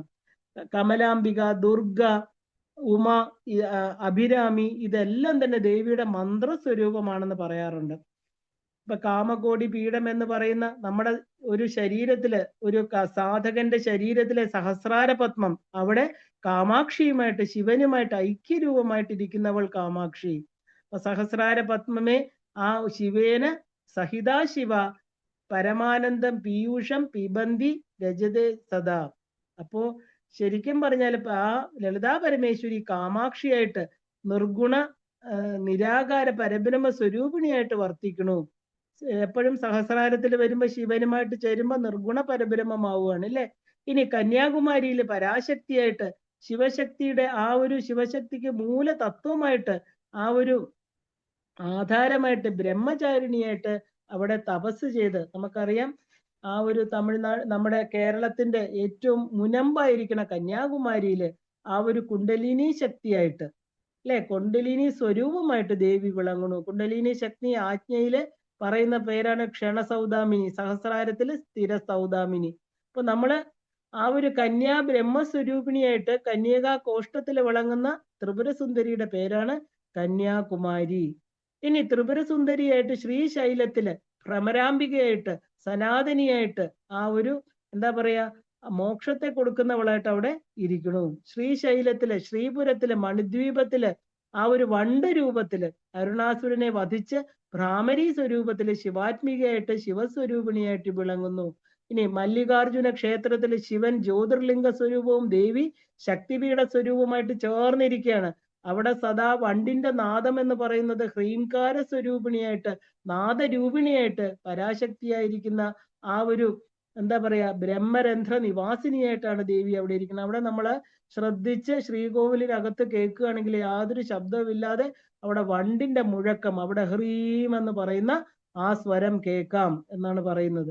ഈ ശബ്ദത്തിൽ സദാ ഉപാസകന്റെ മനസ്സ് ലയിക്കണം. കാരണം നമ്മുടെ ആ ഒരു രക്തചംക്രമണം ഓം എന്ന് പറയുന്നത് നമ്മുടെ ആദി മന്ത്രമാണ്. അതിൽ നിന്ന് ഹ്രീംകാരമാണ് ഒരു ശക്തി ഉപാസകനെ സംബന്ധിച്ച് അവന്റെ ഹൃദയത്തില് സദാ മുഴങ്ങേണ്ട ശബ്ദം ഇല്ലേ. ഹ്രീംകാരം എന്ന് പറയുമ്പോൾ ശിവനും ശക്തിയും. ഹ്രീംകാരത്തെ കുറിച്ച് വളരെ വിശദമായിട്ട് നമ്മൾ പറഞ്ഞിട്ടുണ്ട്. ആ ഹ്രീംകാര സ്വരൂപിണിയായിരിക്കുന്ന ദേവി ഉപാസകന്റെ മനസ്സ് ആ ശബ്ദത്തില് ലയിക്കണം. അടുത്തതായിട്ട് നേപ്പാളിലെ പശുപതിനാഥ ക്ഷേത്രത്തിന്റെ പിന്നിലായിട്ട് ഗുഹ്യ കാളികയായിട്ട് ആ ഒരു ഗുഹ്യേശ്വരിയായിട്ട് രഹസ്യങ്ങൾക്ക് ഏറ്റവും രഹസ്യങ്ങളുടെ രഹസ്യമായിട്ട് ലളിതാദേവി ആ ഒരു എന്താ പറയാ ആ പരാത്മികയായിട്ട് വിളങ്ങുന്നു. ശരിക്കും പറഞ്ഞാൽ ഏറ്റവും വലിയ രഹസ്യം എവിടെയാ? ഗുഹയ്ക്കകത്താണെന്ന് പറയും അല്ലെ. നമ്മളെ പുറത്ത് അന്വേഷിച്ച് കണ്ടുപിടിക്കാൻ പറ്റിയില്ല, പക്ഷെ ഗുഹയ്ക്കകത്തുനിന്നായിരിക്കും രഹസ്യം വരിക. ഈ ഗുഹ എന്ന് പറയുന്നത് എവിടെയാ മനുഷ്യനെ സംബന്ധിച്ച്? മനുഷ്യന്റെ ഹൃദയ ഗുഹയെ തന്നെയാണ് ഇവിടെ പറയുക. കാരണം ഹൃദയ ഗുഹയിൽ വസിക്കുന്നവൾ, ആത്മസ്വരൂപിണിയായിട്ട് വസിക്കുന്നവൾ. നമ്മൾ എത്ര പുറത്ത് തേടിയാലും അമ്മയെ കിട്ടില്ല. നമ്മുടെ ഹൃദയത്തിനുള്ളില്, ഹൃദയ ഗുഹയ്ക്കുള്ളില്. അതുകൊണ്ടാണ് രമണ മഹർഷി ഹൃദയ കുഹരമധ്യേ കേവലം ബ്രഹ്മമാത്രം ഹി അഹമഹമിതി സാക്ഷാൽ ആത്മരൂപേണ ഭാതി. രമണ മഹർഷി എന്താ പറഞ്ഞത്? അഹം അഹം എന്ന് നമ്മൾ എപ്പോഴും ജീവിച്ചിരിക്കുമ്പോൾ നമ്മുടെ ഹൃദയം ഇടിക്കുന്നു. ഞാൻ എന്നുള്ള ഭാവത്തില് നമ്മുടെ ആത്മസ്വരൂപിണിയായിട്ട് ആത്മഗുഹയില് ദേവി വസിക്കുന്നു. ഈ ദേവിയാണ് നമ്മൾ ലളിതാദേവി എന്ന് പറയുന്നത്. ആ പരാത്മികയായിട്ടാണ് ഇല്ലേ ദേവി നമ്മുടെ ഉള്ളില് വിളങ്ങുന്നത്. ആ ഗുഹയിൽ തേടിപ്പോണം. ആ ഗുഹയിലേക്ക് നമ്മൾ ഇറങ്ങിച്ചെല്ലണം. അമ്മയെ കാണണം. എങ്കിൽ മാത്രമേ നമുക്ക് ആത്മസ്വരൂപിണിയായിരിക്കണം ആത്മബോധം അമ്മയുമായിട്ട് ചേരാൻ സാധിക്കുള്ളൂ അല്ലേ. ശ്രീവിദ്യ എന്ന് പറഞ്ഞാൽ എന്താ? ആത്മവിദ്യയാണ് ഇല്ലേ. ആത്മാവിനെ അറിയണം. പുറത്തല്ല ആത്മാവ്, ഹൃദയ ഗുഹയിലാണെന്ന് അറിയണം. ഇവിടെ ദേവിക്ക് വാമാചാര മാർഗത്തിലാണ് പൂജിക്കപ്പെടുന്നത്. കാരണം ഈ പറഞ്ഞ ക്ഷേത്രത്തില്, നേപ്പാളിലെ പശുപതിനാഥ ക്ഷേത്രത്തില് ദേവിക്ക് വാമാചാര മാർഗത്തിലാണ് പൂജിക്കുന്നത്. ലളിതാ ത്രിപുരസുന്ദരി വിശാലാക്ഷിയായിട്ട് ജ്ഞാനസ്വരൂപിണിയായിട്ട് ജ്ഞാന വൈരാഗ്യ സിദ്ധ്യർത്ഥം ഭിക്ഷാം ദേഹീജ പാർവതി അല്ലെ.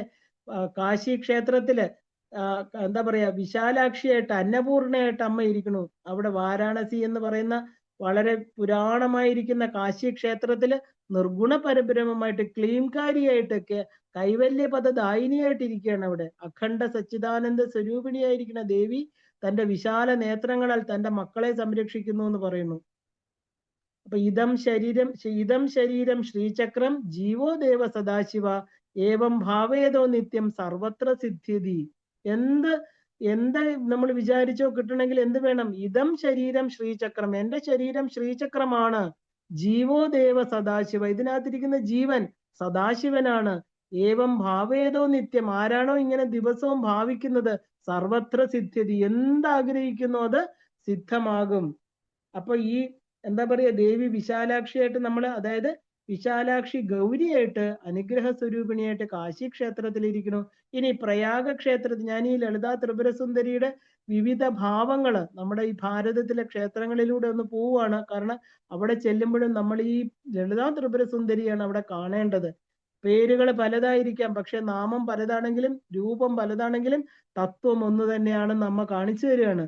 ഈ പ്രയാഗ ക്ഷേത്രത്തിൽ ലളിതാ പരമേശ്വരിയായിട്ട്, ലളിതാ ത്രിപുരസുന്ദരിയായിട്ട്, പരബ്രഹ്മ സ്വരൂപിണി, നിർഗുണ, നിഷ്കള, ശാന്ത, സർവമോഹിനി, ശ്രീചക്ര മധ്യനിലയെ, ബിന്ദു രൂപ, സനാതനി, അവാങ്മന ഗോചര എന്നൊക്കെ പറയുന്നുണ്ട്. നിർഗുണം, ബ്രഹ്മ കേവലം. അപ്പൊ ഈ പറഞ്ഞ ദേവി ഈ രീതിയിലൊക്കെയാണ് അവിടെ ഓരോ ക്ഷേത്രങ്ങളിലും ഇരിക്കുന്നത്. ഇനി അടുത്തത് കാമാഖ്യ ക്ഷേത്രമാണ്. കാമാഖ്യത്തിന് കാമാഖ്യ ക്ഷേത്രത്തെ ക്ഷേത്രരത്നം എന്നാ പറയുന്നത്. അപ്പൊ ഈ ഭൂലോകത്തില്, അതായത് ഈ കാമാഖ്യ ക്ഷേത്രം എന്ന് പറയുന്നത് ക്ഷേത്രരത്നമാണ്. എന്തുകൊണ്ടാണ് അങ്ങനെ പറയാൻ കാരണം?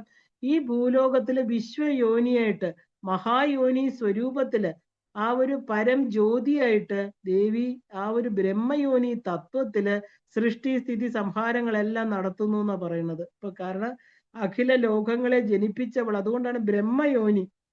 അഖില ബ്രഹ്മാണ്ടങ്ങളെ ജനിപ്പിച്ച ആ വിശ്വയോനി രൂപത്തിലാണ് കാമാഖ്യയില് ദേവി ഇരിക്കുന്നത്. ആ ഒരു മഹാനരക ഭൈരവനെ, ആ ഒരു ഭൈരവാസുരനെ സംഹരിക്കാൻ വേണ്ടിയിട്ടാണ് ദേവി ആ യോനി സ്വരൂപത്തിൽ വന്നതെന്ന കഥ.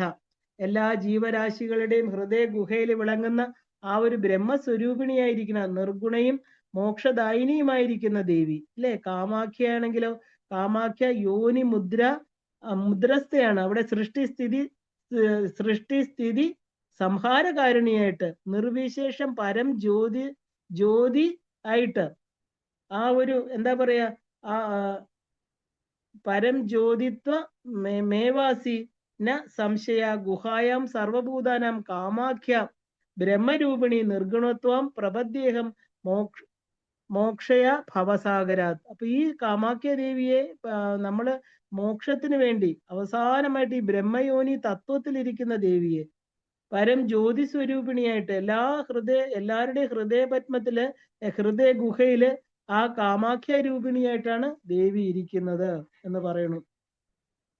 ഭാവന ഉപനിഷത്തില് ലളിത പരമേശ്വരിയെ എങ്ങനെയാണ് ഒരു ഭക്തൻ തന്റെ ഹൃദയപത്മത്തിൽ കാണണമെന്ന് വ്യക്തമായിട്ട് പറഞ്ഞിട്ടുണ്ട്. കാരണം ആ പറഞ്ഞിരിക്കുന്നത് നമുക്ക് എല്ലാവർക്കും ബാധകമാണ്. അതിനിപ്പോ ഉപാസകരാണോ അല്ലയോ എന്നൊന്നും നോക്കണ്ട. ദേവിയെ നമുക്ക് എങ്ങനെ കാണേണ്ടത്? ഹൃത് പത്മ മധ്യേ നിരുപാധിക സംവിത് സ്വരൂപേണ കാമേശ്വരംഗസ്ഥായെ സച്ചിദാനന്ദ ബ്രഹ്മാത്മികായെ ലളിതായെ മഹാത്രിപുര സുന്ദരിയെ നമ. ഇത് ശരിക്കും പറഞ്ഞാൽ ഉപനിഷത്താണ്, ഉപനിഷത്ത് വാക്യമാണ്, ഭാവന ഉപനിഷത്ത് വാക്യം. കാരണം ലളിതാദേവിയെ ഹൃദയ പത്മത്തില് നിർഗുണയായിട്ടിരിക്കുന്ന കാമേശ്വരന്റെ മടിയില് സതചിത്ത ആനന്ദ സ്വരൂപിണിയായിട്ട് വിളങ്ങുന്നതായിട്ട് തന്റെ ആത്മാവായിട്ട്, തന്റെ ആത്മാവേ ലളിതാദേവിയായിട്ട്, പരദേവതയായിട്ട്, ആത്മസ്വരൂപിണിയായിട്ട് സദാ പൂജിക്കണം എന്ന് പറയുന്നു. ഈ ഒരു ശ്ലോകം ഈ 2 വരി കാണാതെ പഠിച്ചാൽ തന്നെ നമുക്ക് എന്നും പറയാൻ പറ്റുമില്ലേ? ഹൃത് പത്മ മധ്യേ നിരുപാധിക സംവിത് സ്വരൂപ മാത്രേ കാമേശ്വര അംഗസ്ഥായേ സച്ചിദാനന്ദ ബ്രഹ്മാത്മികായേ പരദേവതായേ ലളിതായേ മഹാത്രിപുര സുന്ദരിയെ നമ. അമ്മയ്ക്ക് ഏറ്റവും ഇഷ്ടമാണ് ഇത് കേൾക്കാൻ. കാരണം എന്താ? നമ്മുടെ എല്ലാ ഹൃദയത്തില് അല്ലേ ആ നമ്മുടെ ആത്മാവായിട്ടിരിക്കുന്നവളാണെന്ന് ഏത് ജീവൻ തിരിച്ചറിയുന്നു, ആ ജീവന് പരമായിരിക്കുന്ന കൈവല്യമുക്തിയെ അല്ലെ മോക്ഷത്തെ കൊടുക്കുന്നവളാണ് അമ്മ. ഇനി ദേവിയുടെ വേറൊരു സ്വരൂപത്തെയാണ് നമ്മൾ ദക്ഷിണാകാളിയായിട്ട് പറയുന്നത്. ദക്ഷിണാകാളിക ഘോര ശ്മശാന നിലയാപര നിർഗുണത്വം മഹാവിദ്യ ബ്രഹ്മജ്ഞാന പ്രദായിനി കാലാതീത മഹാരൗദ്രി നിർവികാര സനാതനി ത്വമേവ കേവലം ബ്രഹ്മ കാളികാദേവി നമോസ്തുതേ എന്നാ പറയുന്നത്. മഹാവിദ്യകൾക്കെല്ലാം ആധാരമായിട്ട് ആദികാളിയായിട്ടിരിക്കുന്നവൾ, ഉഗ്രതാര എന്നൊരു നാമമുണ്ട്. ഘോരമായ കർമ്മങ്ങളെ ഇല്ലാതാക്കുന്നവൾ, ദക്ഷിണ ഭാഗത്തിന് അധിപതിയായിരിക്കുന്ന യമധർമ്മൻ കാളിയെ പൂജിക്കുന്നവരെ സമീപിക്കാറില്ല എന്ന് പറയുന്നു. അപ്പൊ ദേവി എന്ന് പറയുന്നത് എന്താ? ശരിക്കും പറഞ്ഞ ശ്മശാന മധ്യത്തിൽ ഇരിക്കുന്നവൾ. ശ്മശാനം എന്ന് പറഞ്ഞാൽ നമ്മൾ എന്താ വിചാരിക്കുന്നത്? എന്താണ്? നമ്മുടെ ശരീരത്തെ കത്തിക്കുന്ന സ്ഥലം അല്ലേ?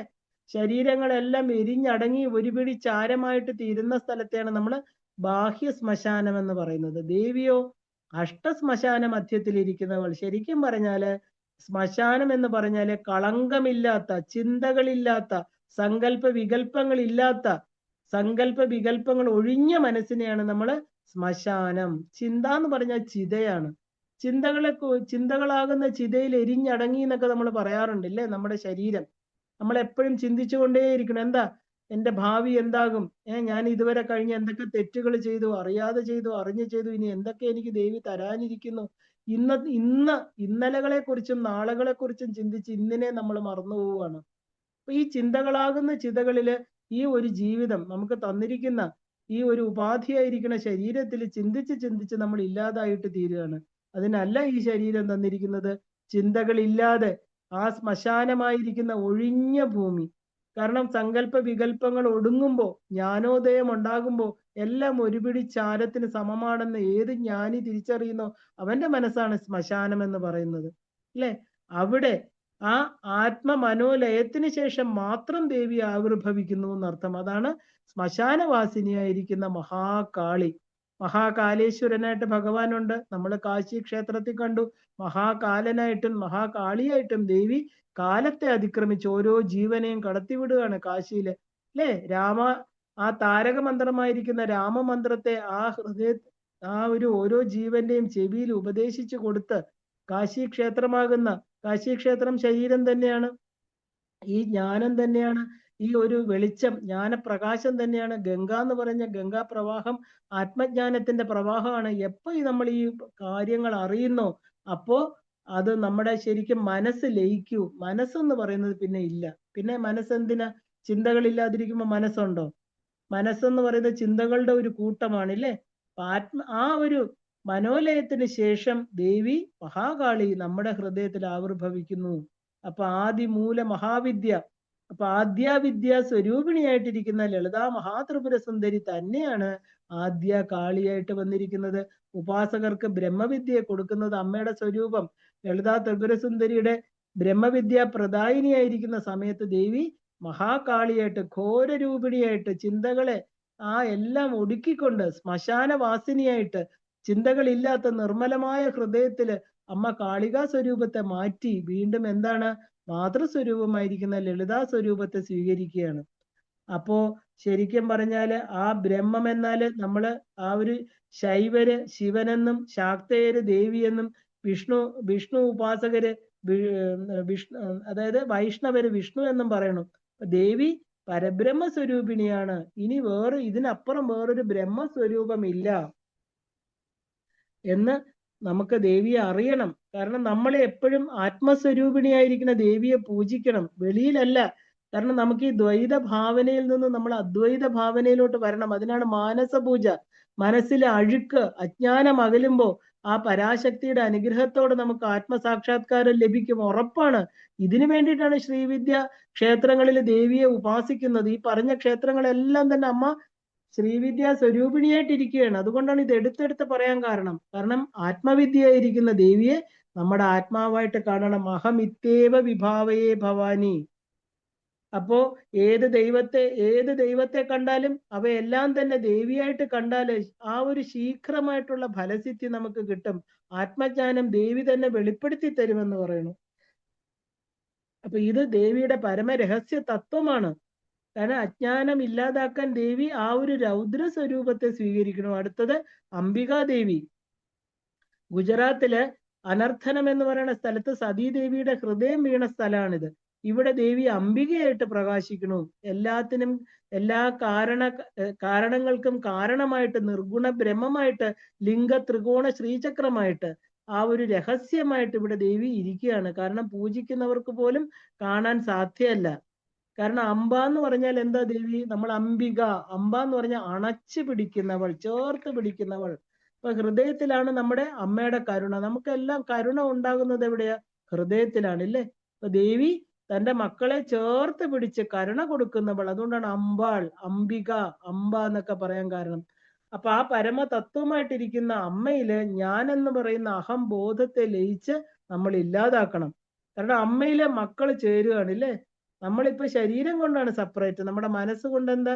നമ്മുടെ ആത്മാവ് ദേവിയാണെങ്കിൽ ആ മനസ്സ് ആത്മാവിൽ ലയിക്കുമ്പോൾ ജീവബ്രഹ്മ ഐക്യം അവിടെ ഉണ്ടായിക്കഴിഞ്ഞു. ഓരോ മനുഷ്യന്റെയും ജന്മ ലക്ഷ്യം എന്ന് പറഞ്ഞാല് ഈ പരമ തത്വത്തെ ഉണരാൻ തന്നെയാണ്, അല്ലേ? അത് അമ്മ അനുഗ്രഹിക്കും. കാരണം ഇത് നമ്മൾ അറിഞ്ഞാൽ മാത്രം മതി. അടുത്ത ദേവിയുടെ സ്വരൂപം ഹരസിദ്ധി. മധ്യപ്രദേശിൽ ഉജ്ജയിനിയിൽ ദേവി ലളിതാദേവി ഹരസിദ്ധിയായിട്ടാണ് പ്രകടമാകുന്നത്. ഹരസിദ്ധി എന്ന് പറയുമ്പോൾ ശ്രീകൃഷ്ണൻ ഉപാസിച്ച ദേവിയാണ്. പരാശക്തിയായിരിക്കുന്ന ദേവി പാർവതിയായിട്ട് അവതരിച്ച് പരമശിവന് സിദ്ധി കൊടുത്തവളാണ്. അവിടെ ഉജ്ജയിനി ക്ഷേത്രത്തിലെ ഹരസിദ്ധിയായിട്ട് പരംധാമമായിട്ട് ദേവിയുടെ ആ പാതാരവിന്ദം തന്നെയാണ് ആ പരംധാമിലെ ഏറ്റവും പ്രധാനപ്പെട്ട ഉപാസ്യ സ്ഥാനം. കാരണം അവിടെ ദേവി എന്താ പറയാ, ഹരസിദ്ധിയായിട്ട് വിരാജിക്കുന്നു. അടുത്തത് മഹിഷമർദിനി. കൊൽഹാപുരത്തിലെ ദേവി മഹിഷമർദിനിയാണ്. ലളിതാ ത്രിപുര സുന്ദരി തന്നെയാണ് മഹിഷമർദിനി. നമ്മളിങ്ങനെ ദേവിയെ ഓരോ ഭാവത്തിൽ കാണുമ്പോൾ ദേവി വേറെയാണ്, ഈ ദേവി വേറെയാണ്. അല്ല, ദേവിയുടെ മഹിഷമർദിനി സ്വരൂപം കൊൽഹാപുരത്തിലെ ദേവി മഹിഷാസുരനെ ആ ജ്ഞാന ഖഡ്ഗം കൊണ്ട് ദുർഗതിയെ ഇല്ലാതാക്കിക്കൊണ്ട് മഹിഷാസുരന് മോക്ഷം കൊടുക്കുകയാണ്, ഇല്ലേ? മഹിഷാസുരൻ എന്ന് പറഞ്ഞാൽ എന്താ? പൂർണ്ണമായിരിക്കുന്ന അജ്ഞാനം, തമോ ഗുണത്തിന് അടിമ, അല്ലേ? ആ മഹിഷാസുരനെ തന്റെ ജ്ഞാനമായിരിക്കുന്ന വാള് കൊണ്ട് വെട്ടി പൂർണ്ണമായിരിക്കുന്ന ജ്ഞാനത്തിലേക്ക് തന്നിലേക്ക് ലയിപ്പിക്കുകയാണ് ദേവി. മഹിഷാസുരനെ പോലെയാണ് നമ്മൾ എല്ലാവരും. നമ്മൾ അജ്ഞാനത്തിൽ ഉഴലുകയാണ്, അല്ലെ? എന്റേത് എനിക്കുള്ളത് എന്നുള്ള ആ ഒരു ശരീരബോധത്തില് ശരീരവുമായിട്ട് ചേർന്ന വസ്തുക്കളെല്ലാം സത്യമാണ് തന്റെ ആത്മാവിനെ അറിയാതെ അതിനു വേണ്ടിയിട്ട് നെട്ടോട്ടം ഓടുകയാണ് ഈ ലോകത്ത്. ഈ ശരീരത്തെ കിട്ടിക്കഴിഞ്ഞിട്ടും ഈ ഉപാധിയിലൂടെ നമ്മൾ എത്തേണ്ടടുത്ത് എത്തിച്ചേരുന്നില്ല. അമ്മയുടെ ജ്ഞാന ഖഡ്ഗം കൊണ്ട് മാത്രമേ ആ ഒരു എന്താ പറയുക ജ്ഞാന സ്വരൂപം മാത്രമേ നമുക്ക് മോക്ഷപ്രദായിനിയായിരിക്കുന്ന ഈ ദുർഗാദേവിയായിട്ട് കണ്ടെങ്കിൽ മാത്രമേ നമുക്ക് എന്താ പറയുക ആ അജ്ഞാനത്തിൽ നിന്ന് ജ്ഞാനത്തിലേക്ക് ഉള്ള ആ ഒരു ട്രാൻസ്ഫോർമേഷൻ നമുക്ക് ഉണ്ടാവുള്ളൂ. കാരണം മോക്ഷപ്രദായിനിയാണ് ദുർഗാദേവി. സിംഹാരൂഢയായിട്ട് പ്രചണ്ഡമായിട്ട് ചിദാത്മികയായിട്ട് ദേവി പ്രകാശിക്കുകയാണ് അവിടെ. ദുർഗ എന്ന് പറയുന്ന നാമം തന്നെ നമുക്ക് ഒരു മന്ത്രമാണ്. ആ ദുർഗമങ്ങളായിരിക്കുന്ന കാര്യങ്ങളെ എല്ലാം മാറ്റിക്കൊണ്ട് നമ്മളെ പൂർണ്ണമായിരിക്കുന്ന ആ ഒരു ജ്ഞാനതലത്തിലേക്ക് ഉയർത്തുന്നവൾ. അടുത്തത് കാത്യായനി ദേവിയാണ്. കാരണം കാത്യായനി എന്ന് പറയുമ്പോൾ നമുക്കറിയാം നവദുർഗയിൽ ഒരാളാണ് അല്ലേ. ആ ഒരു വിരജ മണ്ഡലം എന്ന് പറയുന്ന ആ ഒരു വൃന്ദാവനത്തിലെ ത്രിപുരസുന്ദരിയായിരിക്കുന്ന ദേവി കാത്യായനി സ്വരൂപത്തിലാണ് വാഴുന്നത്. ശ്രീകൃഷ്ണന്റെ ആ ഉപാസന ദേവത എന്ന് പറയുന്ന ത്രിപുരസുന്ദരിയാണ്. അപ്പൊ കാത്യായനി ദേവിയായിട്ട് ബ്രഹ്മജ്ഞാനത്തെ പ്രദാനം ചെയ്തിരിക്കുകയാണ് ദേവി അവിടെ. നവദുർഗയിലെ 6ാമത്തെ അവതാരമാണ് അല്ലേ. അപ്പോ നമുക്ക് എന്താ പറയാ കാത്യായനി മഹർഷിയുടെ പുത്രിയായിട്ട് ഷഷ്ടി സ്വരൂപിണിയായിട്ട് ആ ഒരു പരമസത്യ സ്വരൂപിണിയായിട്ട് വിരാജിക്കുന്നു. അപ്പോ ഈ പറഞ്ഞ എന്താ പറയാ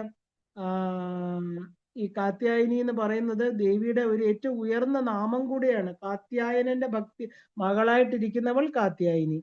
ഇനി വിരജാദേവി, അടുത്തത് വിരജാദേവിയാണ്. ആ ലളിതാ ത്രിപുര സുന്ദരിയുടെ വേറൊരു ഭാവമാണ് ഒഡ്യാണ പീഠം. അതായത് ഇതിനെ ഒഡ്യാണ പീഠം എന്ന് പറയാറുണ്ട്. കാരണം ഒറീസയില് ദേവിയുടെ നാഭി വീണ സ്ഥലമാണ്. നമുക്കറിയാം സതീദേവിയെ 51 കഷ്ണങ്ങളായിട്ട് മഹാവിഷ്ണുവിന്റെ സുദർശന ചക്രം മുറിച്ചപ്പോൾ ഓരോ ഭാഗവും ഓരോടത്ത് വീണു എന്നാണ്. അതിൽ നാഭി വീണ സ്ഥലമാണിത്. അപ്പൊ ഇവിടെ രജസ് ഇല്ലാതാക്കുന്ന സ്ഥലമാണ് വിരജാദേവി ക്ഷേത്രം എന്ന് പറയുന്നത്. അപ്പൊ ഗിരിജാദേവി വിരജയായിട്ട് ശുദ്ധരൂപിണിയായിട്ട് രജോ ഗുണത്തെ ഇല്ലാതാക്കുന്നവളായിട്ട് ഭക്തവത്സലയായിട്ടിരിക്കുന്നു.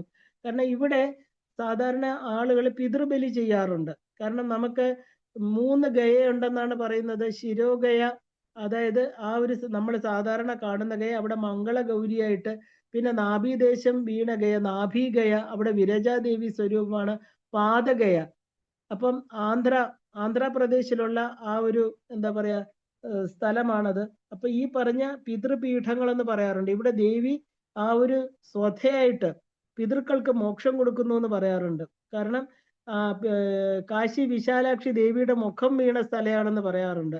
അപ്പൊ ഇവിടെയൊക്കെ നമ്മൾ ബലിയിടുകയാണെങ്കിൽ പൂർണ്ണമായിട്ട് ആ ജീവനുകളെ ദേവി ആ സ്വധാദേവിയായിട്ട് ദേവി ആ ഈ പറയുന്ന പേരുകളിലൂടെ തന്നെ സ്വധയായിട്ട് ആ പിതൃക്കൾക്ക് മോക്ഷം കൊടുക്കും. മഹാലക്ഷ്മി, അടുത്തത് മഹാലക്ഷ്മി ചണ്ഡിക. കൊൽഹാപുരത്ത് ചണ്ഡിക പരമേശ്വരിയായിട്ട് സാക്ഷാൽ ലളിതാദേവി പ്രകാശിക്കുന്ന ഏറ്റവും പ്രധാനപ്പെട്ട ഒരു ക്ഷേത്രമാണ്. ലളിതാ ത്രിപുരസുന്ദരിയുടെ സഗുണാകാരമായിരിക്കുന്നത് പോലെ നിഷ്കളമായിരിക്കുന്ന നിരാകാരമായിരിക്കുന്ന ഈ ക്ഷേത്രത്തിൽ പറയപ്പെടുന്നു. അപ്പൊ ഇത് ശ്രീവിദ്യാ ക്ഷേത്രത്തിലെല്ലാം ഇങ്ങനെയാണ് പറയാറുള്ളത്. കാരണം എല്ലായിടത്തും നിഷ്കള സ്വരൂപത്തില് ദേവി ഭക്തർക്ക് വേണ്ടി ഓരോ രൂപം സ്വീകരിക്കുകയാണ്. അപ്പോ ശരിക്കും പറഞ്ഞാല് ഈ ഭക്ത അനുഗ്രഹത്തിന് വേണ്ടി ആ ഒരു മഹാലക്ഷ്മിയായിരിക്കുന്ന പരാശക്തി എന്താണ്? മഹാലക്ഷ്മി ചണ്ഡികാത്വം സർവ ഐശ്വര്യപ്രദായിനി ഭോഗമോക്ഷപ്രദായിനിയായിട്ട് സാക്ഷാൽ ലളിതാ പരമേശ്വരി ഈ ബ്രഹ്മസ്വരൂപിണിയായിട്ട് ബ്രഹ്മമായ ശിവന്റെ ശക്തി സ്വരൂപിണിയായിരിക്കുന്ന ചണ്ഡികയായിട്ട്, ബ്രഹ്മം എന്ന് പറഞ്ഞാൽ നമുക്കറിയാം സ്റ്റാറ്റിക് പവർ, അനങ്ങാതിരിക്കുന്ന പവർ തന്നെയാണ് ആ ശക്തിയാണ് ബ്രഹ്മം. അപ്പോ ശക്തി എന്ന് പറഞ്ഞാൽ ചലനം ഇല്ലേ. അപ്പൊ ആ ചലന സ്വരൂപിണിയായിട്ട് ദേവി ഇവിടെ മഹാലക്ഷ്മി ചണ്ഡികയായിട്ട് വാഴുന്നു. അടുത്തത് ക്ഷീരഭവാനി. അമ്മയുടെ അടുത്ത രൂപം എന്താണ്? കാശ്മീരത്തിലെ ക്ഷീരഭവാനിയായിട്ട്, അതായത് ആ ഒരു കരുണാക്ഷീരത്തെ വർഷിച്ചു കൊണ്ടിരിക്കുന്നു. ശുദ്ധ സത്വസ്വരൂപിണിയായിട്ട് ജലമധ്യത്തില് ഹനുമാൻ 1008 നാഗപീഠങ്ങളില് മഹാരാജ്ഞിയായിട്ട് പ്രതിഷ്ഠിച്ചിരിക്കുകയാണ് ഈ ക്ഷീരഭവാനിയെ. അപ്പൊ ശക്തിപീഠങ്ങള് ധാരാളം ഉണ്ടെങ്കിലും കാശ്മീരിൽ ഒരുപാട് ശക്തിപീഠങ്ങളുണ്ട്. കാശ്മീർ എന്ന് പറയുന്നത് ശരിക്കും ദേവിയുടെ ഒരു പ്രത്യേക സ്ഥലമാണ്. അവിടെയുള്ള ശക്തിപീഠങ്ങളിൽ ഏറ്റവും ഉയർന്ന, അതായത് ഇവിടെ ഇതിനു മുമ്പേ ദേവിക്ക് അവിടെ വാമാചാരത്തിൽ ബലിയൊക്കെ കൊടുത്തിരുന്നു. പക്ഷെ ദേവി അതിൽ മടുത്തിട്ട് ഈ പറഞ്ഞ ഹനുമാനെ കൊണ്ട് പൂർണ്ണമായിരിക്കുന്ന സാത്വിക സ്വരൂപമായിട്ട് ജലമധ്യത്തില് 1000 നാഗങ്ങളുടെ മധ്യത്തിൽ 1008 നാഗങ്ങളുടെ മധ്യത്തിലാണ് ഈ നാഗപീഠത്തിലാണ് മഹാരാജ്ഞിയായിട്ടിരിക്കുന്ന ലളിതാദേവിയെ ക്ഷീരഭവാനിയായിട്ട് ഹനുമാൻ പ്രതിഷ്ഠിച്ചത്. ഇവിടുത്തെ പ്രത്യേകത എന്തെന്ന് പറഞ്ഞാൽ ദേവിക്ക് പാൽപായസം, ഏറ്റവും പ്രിയമായിട്ടിരിക്കുന്ന, ഇവിടെ പാൽപ്പായസമാണ് ഇവിടുത്തെ ഏറ്റവും പ്രധാന നൈവേദ്യം. ഇപ്പൊ ക്ഷീരഭവാനിക്ക് വളരെ പ്രത്യക്ഷ അനുഗ്രഹം കൊടുക്കുന്ന ഭഗവതിയാണ്. ഇപ്പൊ ക്ഷീരഭവാനി കാശ്മീരിൽ ചെന്നാൽ എല്ലാവരും ഈ ദേവിയെ കണ്ട് തൊഴാറുണ്ട്. ഇനി അടുത്തതായിട്ട് മഹാകൈലാസം. അപ്പൊ ആ മഹാകൈലാസം എന്ന് പറയുമ്പോൾ അഖണ്ഡാകാശത്തിലെ പരാകാശത്തിൽ സ്ഥിതി ചെയ്യുകയാണ്. ഇപ്പൊ കൈലാസ സ്ഥാനം ഭൂമിയിലുണ്ട്. മഹാകൈലാസ സ്ഥാനം കഴിഞ്ഞാണ് സാക്ഷാൽ ശ്രീപുരവും മണിദ്വീപവും വരുന്നത്.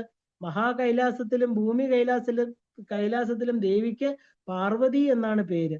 അപ്പൊ ശ്രീപുരത്തില് ദേവിക്ക് ലളിതാംബിക എന്ന പേര്, മണിദ്വീപത്തില് ഭുവനേശ്വരി എന്ന് പറയണു, ജയഭുവനത്തില് ജയദുർഗ, മഹാകൈലാസത്തില് പാർവതി. അപ്പൊ ദേവിക്ക് ഇനിയും ധാരാളം ലോകങ്ങളുണ്ട്. കാളികാഭുവനം കാളിക്ക്, താരാഭുവനം താരയ്ക്ക്, ചിന്നമസ്തയ്ക്ക് ചിന്നഭുവനം, ചിന്നമസ്ത ഭുവനം, ഇങ്ങനെ ദശമഹാവിദ്യകൾക്കെല്ലാം അവരുടേതായിട്ടുള്ള ഭുവനങ്ങളുണ്ട്. എല്ലാ മൂർത്തികൾക്കും ആധാരമായിരിക്കുന്നത് പാർവതി ദേവിയാണ്. പാർവതിയും പതിയായിരിക്കുന്ന വിശ്വനാഥനും. ഇപ്പൊ കാമേശ്വരിയും കാമേശ്വരനും ഇല്ലേ?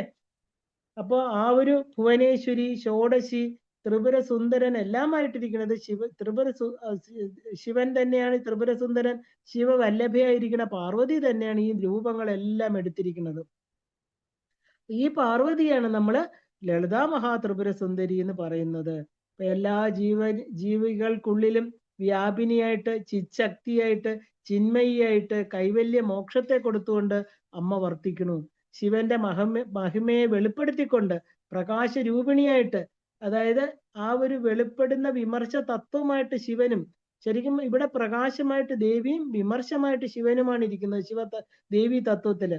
അപ്പൊ തത്വസ്വരൂപിണിയായിട്ട് ശിവശക്തി മയ്യായിരിക്കുന്ന കാമകലാ സ്വരൂപിണിയായിട്ട്, ശ്രീചക്രമായിട്ട്, ശ്രീചക്രത്തിന്റെ പ്രതിരൂപമായിരിക്കുന്ന പ്രപഞ്ചമായിട്ട് ആവിർഭവിക്കുന്ന എല്ലാത്തിന്റെയും ഉള്ളിലെ ശക്തിയായിട്ട് ഈ സാക്ഷാൽ ലളിതാ ത്രിപുര സുന്ദരി തന്നെയാണ്. ഇച്ഛാജ്ഞാന ക്രിയാശക്തിയായിരിക്കുന്ന പരമേശ്വരി തന്നെയാണ് എല്ലാത്തിന്റെയും കാരണവും കാര്യവുമായിട്ടിരിക്കുന്നത്.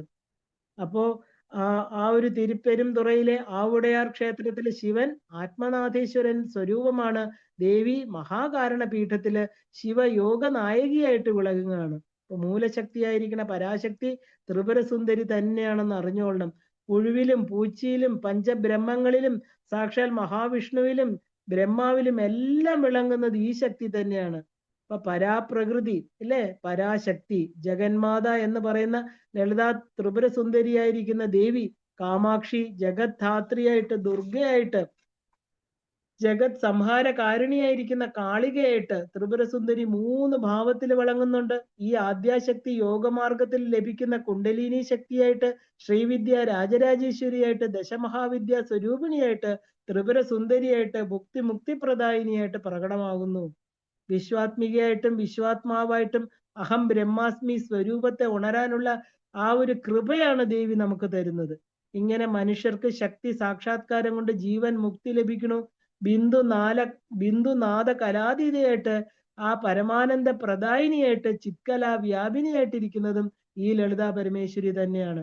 ആധാരശക്തിയായിട്ട്, ഷഡ്ചക്രഭേദിനിയായിട്ട്, സഹസ്രാരത്തിലെ ശിവശക്തി പരാംബികയായിട്ട്, അഗ്നിജ്വാലാ സമാനയായിട്ട്, തേജോ മണ്ഡലത്തിലെ ഭക്തർക്ക് അനുഗ്രഹകാരിണിയായിട്ട്, സർവ്വ സൗഭാഗ്യങ്ങളെയും വർഷിക്കുന്നതും ഈ അമ്മ തന്നെയാണ്. ശാസ്ത്രങ്ങളിൽ 18, 32, 64 മഹാവിദ്യകളുണ്ടെന്നും അതിൽ 18 18-ലെ 14 പ്രധാനമാണെന്നും 14-ലെ 10 വളരെ വിശേഷമാണെന്നും പറയാറുണ്ട്. കാളി, താര, മഹാവിദ്യ, ഷോഡശി, ഭുവനേശ്വരി, ത്രിപുര, ഭൈരവി, ധൂമാവതി, ചിന്നമസ്ത, മാതംഗി, കമലാത്മിക. ദേവി ദശവിദ്യാ പ്രകീർത്തിത. കാരണം നമ്മൾ ഗുരുവാക്യത്തെ ശിവവാക്യം എന്ന് പറയാറുണ്ട് അല്ലെ. ഗുരു പറയുന്നതിന് ശിവൻ പറയുന്നതിന് തുല്യമായിട്ട് എടുക്കണം എന്നാ പറയുന്നത്. അപ്പോ ഈ പറയുന്ന ദേവി ഗുരുരൂപിണിയായിട്ട്, കാമാക്ഷിയായിട്ട് പറയണു, ഈ 10 സ്വരൂപങ്ങളും ഞാൻ തന്നെയാണ്. 10 ദശമഹാവിദ്യകളും എന്തിനാണ് വന്നതെന്ന് ചോദിച്ചാല് മോക്ഷത്തെ പ്രദാനം ചെയ്യുന്നു, മോക്ഷത്തെ കൊടുക്കാനാണ് ഞാൻ ഇങ്ങനെ വന്നിരിക്കുന്നത്, പരമാനന്ദദായിനി. അപ്പൊ ദേവി എന്ന് പറഞ്ഞാല് ആ ഒരു ദേവി നവകൂടാത്മിക, ത്രികൂടാത്മിക, പഞ്ചകൂടാത്മിക, ഷഡ്കൂട മഹാവിദ്യ, എല്ലാം ശ്രീവിദ്യയിലുള്ള എല്ലാ വിദ്യകളും ലളിതാ ത്രിപുര സുന്ദരിയുടെ ശരീരഭാഗങ്ങൾ തന്നെയാണ്. നമ്മളത് മനസ്സിലാക്കിക്കൊള്ളാം. കാമാക്ഷിയുടെ മുഖം, കൈകള്, കാലുകള്, ആ ഒരു തുടകള്, കണ്ഠം, ഹൃദയം എല്ലാം ദേവിയുടെ വിവിധ ഭാഗങ്ങള് വിവിധ ദേവതമാരിയ്ക്കണു. ലളിതാദേവി മാത്രം ശുദ്ധ സത്വ ഗുണസ്വരൂപമാണ്. മറ്റ് യാതൊരു ഗുണങ്ങളും ദേവിയിലില്ല. ലളിതാ മഹാവിദ്യക്ക് മുകളിലായി വേറൊരു വിദ്യയില്ല. അപ്പൊ ദേവി തന്നെയാണ് കാമാക്ഷിയായിട്ട് കാഞ്ചീപുരത്ത് കാമകോടി പീഠത്തില് ആ ഒരു പ്രത്യേക ചൈതന്യ സ്വരൂപിണിയായിട്ട് ശാന്തം എന്ന് പറയുന്ന ബ്രഹ്മ സ്ഥിതിയില് സ്ഥിതി ചെയ്യുന്നത്. അപ്പൊ എല്ലാത്തിനും സാക്ഷിയായിട്ട് എല്ലാ നാമരൂപങ്ങളെയും പ്രകാശിപ്പിച്ചുകൊണ്ട് ആ എല്ലാ ജീവികളുടെയും ഹൃദയ ഗുഹയിൽ വസിക്കണു. ആ ഒരു എന്താ പറയാ സർവരൂപധരയായിരിക്കുന്ന ദേവി ശിവോഹം എന്ന ഭാവത്തിന് നമ്മൾ കാണണം. കാരണം ഞാൻ ശിവം, ലളിതാ ത്രിപുര സുന്ദരിയുടെ പേരാണ് ശിവം. നമ്മൾ വിചാരിക്കും എന്താ അങ്ങനെ പറയാൻ കാരണം എന്ന്. കാരണം ശിവ എന്ന് പറഞ്ഞാല് ശിവൻ. ശരിക്കും ശിവ എന്ന് പറയുന്നത് സ്ത്രീയ, ശിവൻ എന്ന് പറയുന്നത് പുരുഷൻ. അപ്പൊ ശിവ എന്ന് പറയുന്ന ദീർഘം SHIVA, അത് ദേവി. അപ്പൊ ശിവം എന്ന് പറഞ്ഞാൽ എന്താ? ആ നിർഗുണ തത്വം. കാരണം സ്ത്രീയുമല്ല പുരുഷനുമല്ല, അതിനെയാണ് നമ്മൾ ബ്രഹ്മം എന്ന് പറയുന്നത്, ഇല്ലേ? അപ്പൊ സാക്ഷാൽ കാമാക്ഷിയായിരിക്കുന്ന ലളിതാദേവി ശിവമാണ്. ആ പരാസംവിത്തായിട്ട് ശിവനായിട്ടും ശിവയായിട്ടും ശിവമായിട്ടും ഇരിക്കുന്ന ആ ഒരു ശിവരാത്രി ദിവസം കാഞ്ചി കാമാക്ഷി ക്ഷേത്രത്തില് 4 യാമങ്ങളില് ദേവിക്ക് ആരാധന നടത്തുന്നുണ്ട്. അപ്പൊ ശിവശക്തി ഭേദം ഒരിക്കലും നമ്മൾ ചിന്തിക്കാൻ പാടില്ല. കാരണം ശിവനും ശക്തിയും വേറെയല്ല, തത്വവും ആധാരവും ഒന്ന് തന്നെയാണ്. ഒരേ വസ്തുവിനെ ശിവനായിട്ട് ശക്തിയായിട്ട് നമുക്ക് ആരാധിക്കാം, ഇല്ലേ? നമ്മുടെ ഇഷ്ടമാണത്. അപ്പൊ എല്ലാം ലളിതാംബിക തന്നെയാണ്. എല്ലാ സാധനങ്ങളും ആ ശക്തി ജ്ഞാനം എന്ന് പറഞ്ഞാൽ സർവം ശക്തിമയം ജഗത്ത് എന്ന് പറഞ്ഞ സത്യത്തെ അറിയാനാണ്, അല്ലെ? പാശബന്ധങ്ങളിലൂടെ ആ പാശബന്ധങ്ങളിലൂടെ നമ്മൾ എത്ര പാശത്തെ എന്താ പറയാ പാശങ്ങളിൽ കുരുങ്ങി ഈ സംസാര സാഗരത്തിൽ കിടക്കുന്ന ഓരോ ജീവനും ആ പാശബന്ധങ്ങളെല്ലാം അറുത്ത് എല്ലാം അമ്മയുടെ പാതാരബിന്ദത്തിൽ ശരണാഗതി ചെയ്യണം, അല്ലെ? ആ അചിന്ത്യ ആ ഒരു എന്താ പറയാ അവ്യാജ കരുണാമൂർത്തിയായിരിക്കുന്ന അസാധ്യമായിരിക്കുന്ന ശക്തി സ്വരൂപിണിയായിരിക്കുന്ന പരയായ ആ ഒരു ജ്ഞാനാനാം ജ്ഞാനരൂപിണി ശൂന്യാനാം ശൂന്യസാക്ഷിണി ചിന്മയാതീത സർവവ്യാപിനി ജ്ഞാനാതീത സ്വരൂപിണി ചൈതന്യ ഘനരൂപിണിയായിട്ട് വിളങ്ങണു.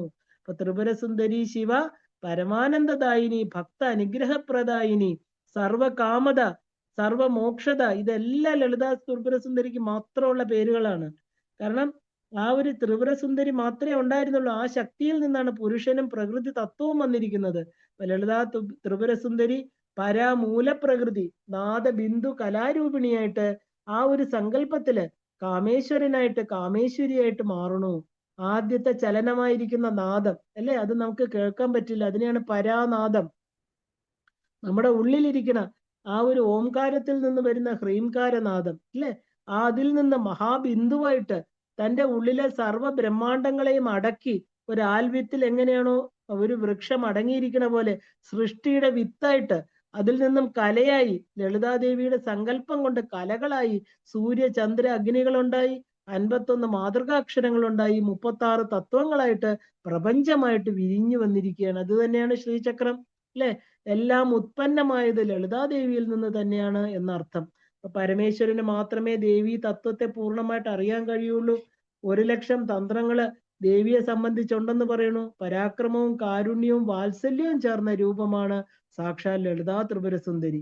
അപ്പൊ ദേവി എല്ലാ ജീവന്റെയും ഹൃത്പത്മത്തില് വാസനാരൂപത്തിൽ ഒന്നാമതായിട്ട് ദേവി വർത്തിക്കണു എന്ന് പരമശിവൻ തന്നെ പറയുകയാണ്. നമ്മുടെ വാസനാ സ്വരൂപം ആരാണ്? ദേവി തന്നെ. ഗുരു ശിഷ്യന് പറഞ്ഞു കൊടുക്കുന്ന മന്ത്രവും പരാക്രമവും എല്ലാം തന്നെ പരാശക്തിയുടെ സൂക്ഷ്മ രൂപമാണ്.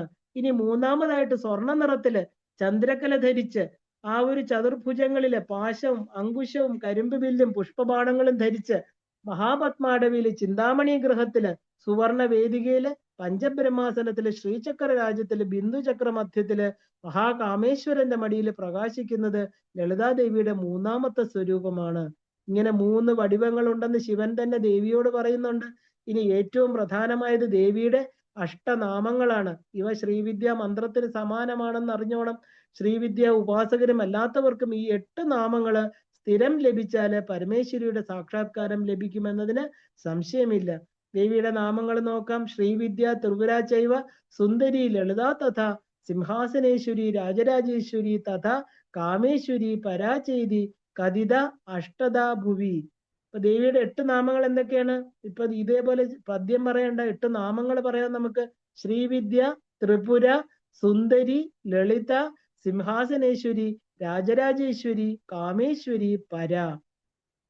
ഈ 8 നാമങ്ങള് ദേവിക്ക് എന്താ പറയാ വളരെ പ്രധാനമാണെന്ന് പറയണു. ഇനി ദേവിക്ക് അംഗ ഉപാംഗ പ്രത്യംഗ ദേവതകളുണ്ട്. ദേവിക്ക് അംഗദേവതയായിട്ട് ബാലാ ത്രിപുര സുന്ദരി, ഉപാംഗ ദേവതയായിട്ട് അന്നപൂർണ, പ്രത്യംഗ ദേവതയായിട്ട് അശ്വാരൂഢ, ഇവരെയാണ് സാധാരണ എന്താ പറയാ ഉപാസന ശ്രീവിദ്യാ മാർഗത്തിൽ പറയുന്നത്. ഇനി ഗുഹ്യകാളിയൊക്കെ നമ്മൾ വേറെ ഓരോ തലത്തിൽ പറയുന്നുണ്ട്. പക്ഷെ പ്രധാനമായിട്ട് ഈ 3 ദേവതകളെയാണ് കൗളമാർഗത്തിലൊക്കെ പറയാറുള്ളത്. അപ്പൊ അന്നപൂർണേശ്വരിയായിട്ട്, കാരണം അംഗ ഉപാംഗ പ്രത്യംഗ ദേവതകൾ വേറെ ആരുമല്ല, അമ്മ തന്നെയാണ്.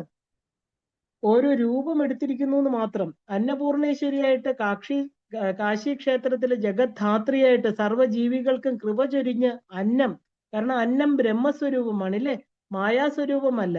അപ്പൊ ത്രിപുരസുന്ദരി മാതാവ് തന്നെയാണ്. അപ്പൊ അന്നപൂർണേശ്വരി ആയിട്ട് ദേവി കാശി ക്ഷേത്രത്തിൽ വിളങ്ങുകയാണ്. ബാല ത്രിപുരസുന്ദരി എന്ന് പറയുന്നത് ത്രൈലോക മോഹിനിയായിരിക്കുന്ന 9 വയസ്സുള്ള ബാലാദേവിയാണ്. ഇതിനെയാണ് നമ്മൾ ലഘു ശ്രീവിദ്യ എന്ന് പറയുന്നത്. ബാലയുടെ കടാക്ഷമില്ലാതെ ലളിതാ ത്രിപുരസുന്ദരിയെ നമുക്ക് ലഭിക്കില്ല, ഉറപ്പാണ്. അപ്പൊ ദേവന്മാര് ചിതഗ്നികുണ്ടത്തിൽ ഹോമം ചെയ്തപ്പോൾ ആദ്യം വന്നത് തന്റെ 4 കരങ്ങളിൽ അക്ഷമാലയും പുസ്തകവും അഭയവരദങ്ങളുമായിട്ട് ഉള്ള ബാലയാണ്. അപ്പൊ ബാലാദേവി തന്റെ പുസ്തകം ദേവന്മാർക്ക് കൊടുത്തിട്ട് ലളിതാദേവിയെ മഹായാഗ ക്രമങ്ങൾ പറഞ്ഞു കൊടുത്ത് അതും പടി യാഗം ചെയ്യാൻ പറയും. അതിനനുസരിച്ച് അവർ യാഗം ചെയ്തതിന് ശേഷമാണ് സ്വർണ്ണ താമ്പാളത്തിൽ 16 വയസ്സുള്ള സാക്ഷാൽ ഷോഡശിയായിരിക്കുന്ന മഹാത്രിപുരസുന്ദരി ആവിർഭവിച്ച് ഭണ്ഡാസുരനെ വധിച്ചെന്ന് പറയുന്നു.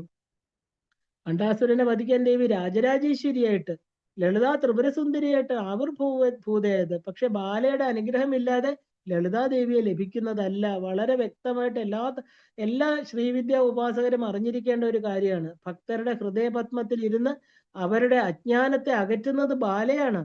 എന്നാലേ അവിടെ ത്രിപുരസുന്ദരി ആവിർഭൂത ആവുള്ളൂ. ഇനി ത്രിപുരസുന്ദരി പ്രത്യങ്കിര രൂപത്തിൽ വരുന്നുണ്ട്. കാരണം പ്രത്യങ്കിര എന്ന് പറഞ്ഞാൽ വളരെ ശത്രു സംഹാരം ചെയ്യുന്ന രൂപമാണ്. കാമാക്ഷിയുടെ ആ ഒരു എന്താ പറയാ ക്രൂരഭാവത്തിൽ നിന്ന് ശത്രു ആ ഒരു മന്ത്രമൂർത്തിയായിരിക്കുന്ന പ്രത്യങ്കര ആവിർഭവിച്ചത് ശത്രുക്കളെ ഇല്ലാതാക്കി ഭക്ത സംരക്ഷണം ചെയ്യുന്നതിനാണെന്ന് പറയണു. കാരണം അവിടെ ആ ഒരു ഉഗ്ര പ്രത്യങ്കര ആദിശക്തിയായിരിക്കുന്ന ആ ഒരു ലളിത തന്നെയാണ് ബിന്ദുസ്ഥാനത്ത്. അങ്ങനെ തന്നെയാണ് പ്രത്യങ്കര ദേവി നമ്മുടെ ലളിതാദേവിയെ ഉപാസിച്ചുകൊണ്ടിരിക്കുന്നു എന്ന് പറയാറുണ്ട്. കാരണം ഉപാസകരുടെ തടസ്സങ്ങൾ മാറ്റാൻ അത്രയും ശക്തിയുള്ള ദേവതയാണ് പ്രത്യങ്കര ദേവി. അടുത്തത് സ്വയംവര പാർവതി സ്വരൂപമാണ്. ആ സ്വരൂപത്തിന് വിവാഹത്തിന് വേണ്ടിയാണെന്ന് നമ്മൾ ധരിക്കാറുണ്ട്. പക്ഷേ ഈ സ്വയംവരം എന്ന് പറയുന്നത് ശിവശക്തി ഐക്യം തന്നെയാണെന്ന് മനസ്സിലാക്കിക്കൊള്ളണം. കാരണം സ്വയം ഭരിക്കുന്നത് ഒരു ജീവന് തന്റെ സ്വന്തം സാധനാക്രമത്തിലൂടെ പോയി ആ സ്വയം ഭരിക്കേണ്ട, ഒറ്റയ്ക്ക് വന്ന നമ്മളെല്ലാം തന്നെ ഒറ്റയ്ക്ക് ഈശ്വരന്റെ അടുത്തേക്ക് പോകേണ്ടതായിട്ടുണ്ട് ഇല്ലേ. നമ്മുടെ സാധന ഉപാസനാ ബലം കൊണ്ട് ഉപാസനയിലൂടെ സ്വയംവരം ചെയ്യേണ്ട ശക്തിയാണ്.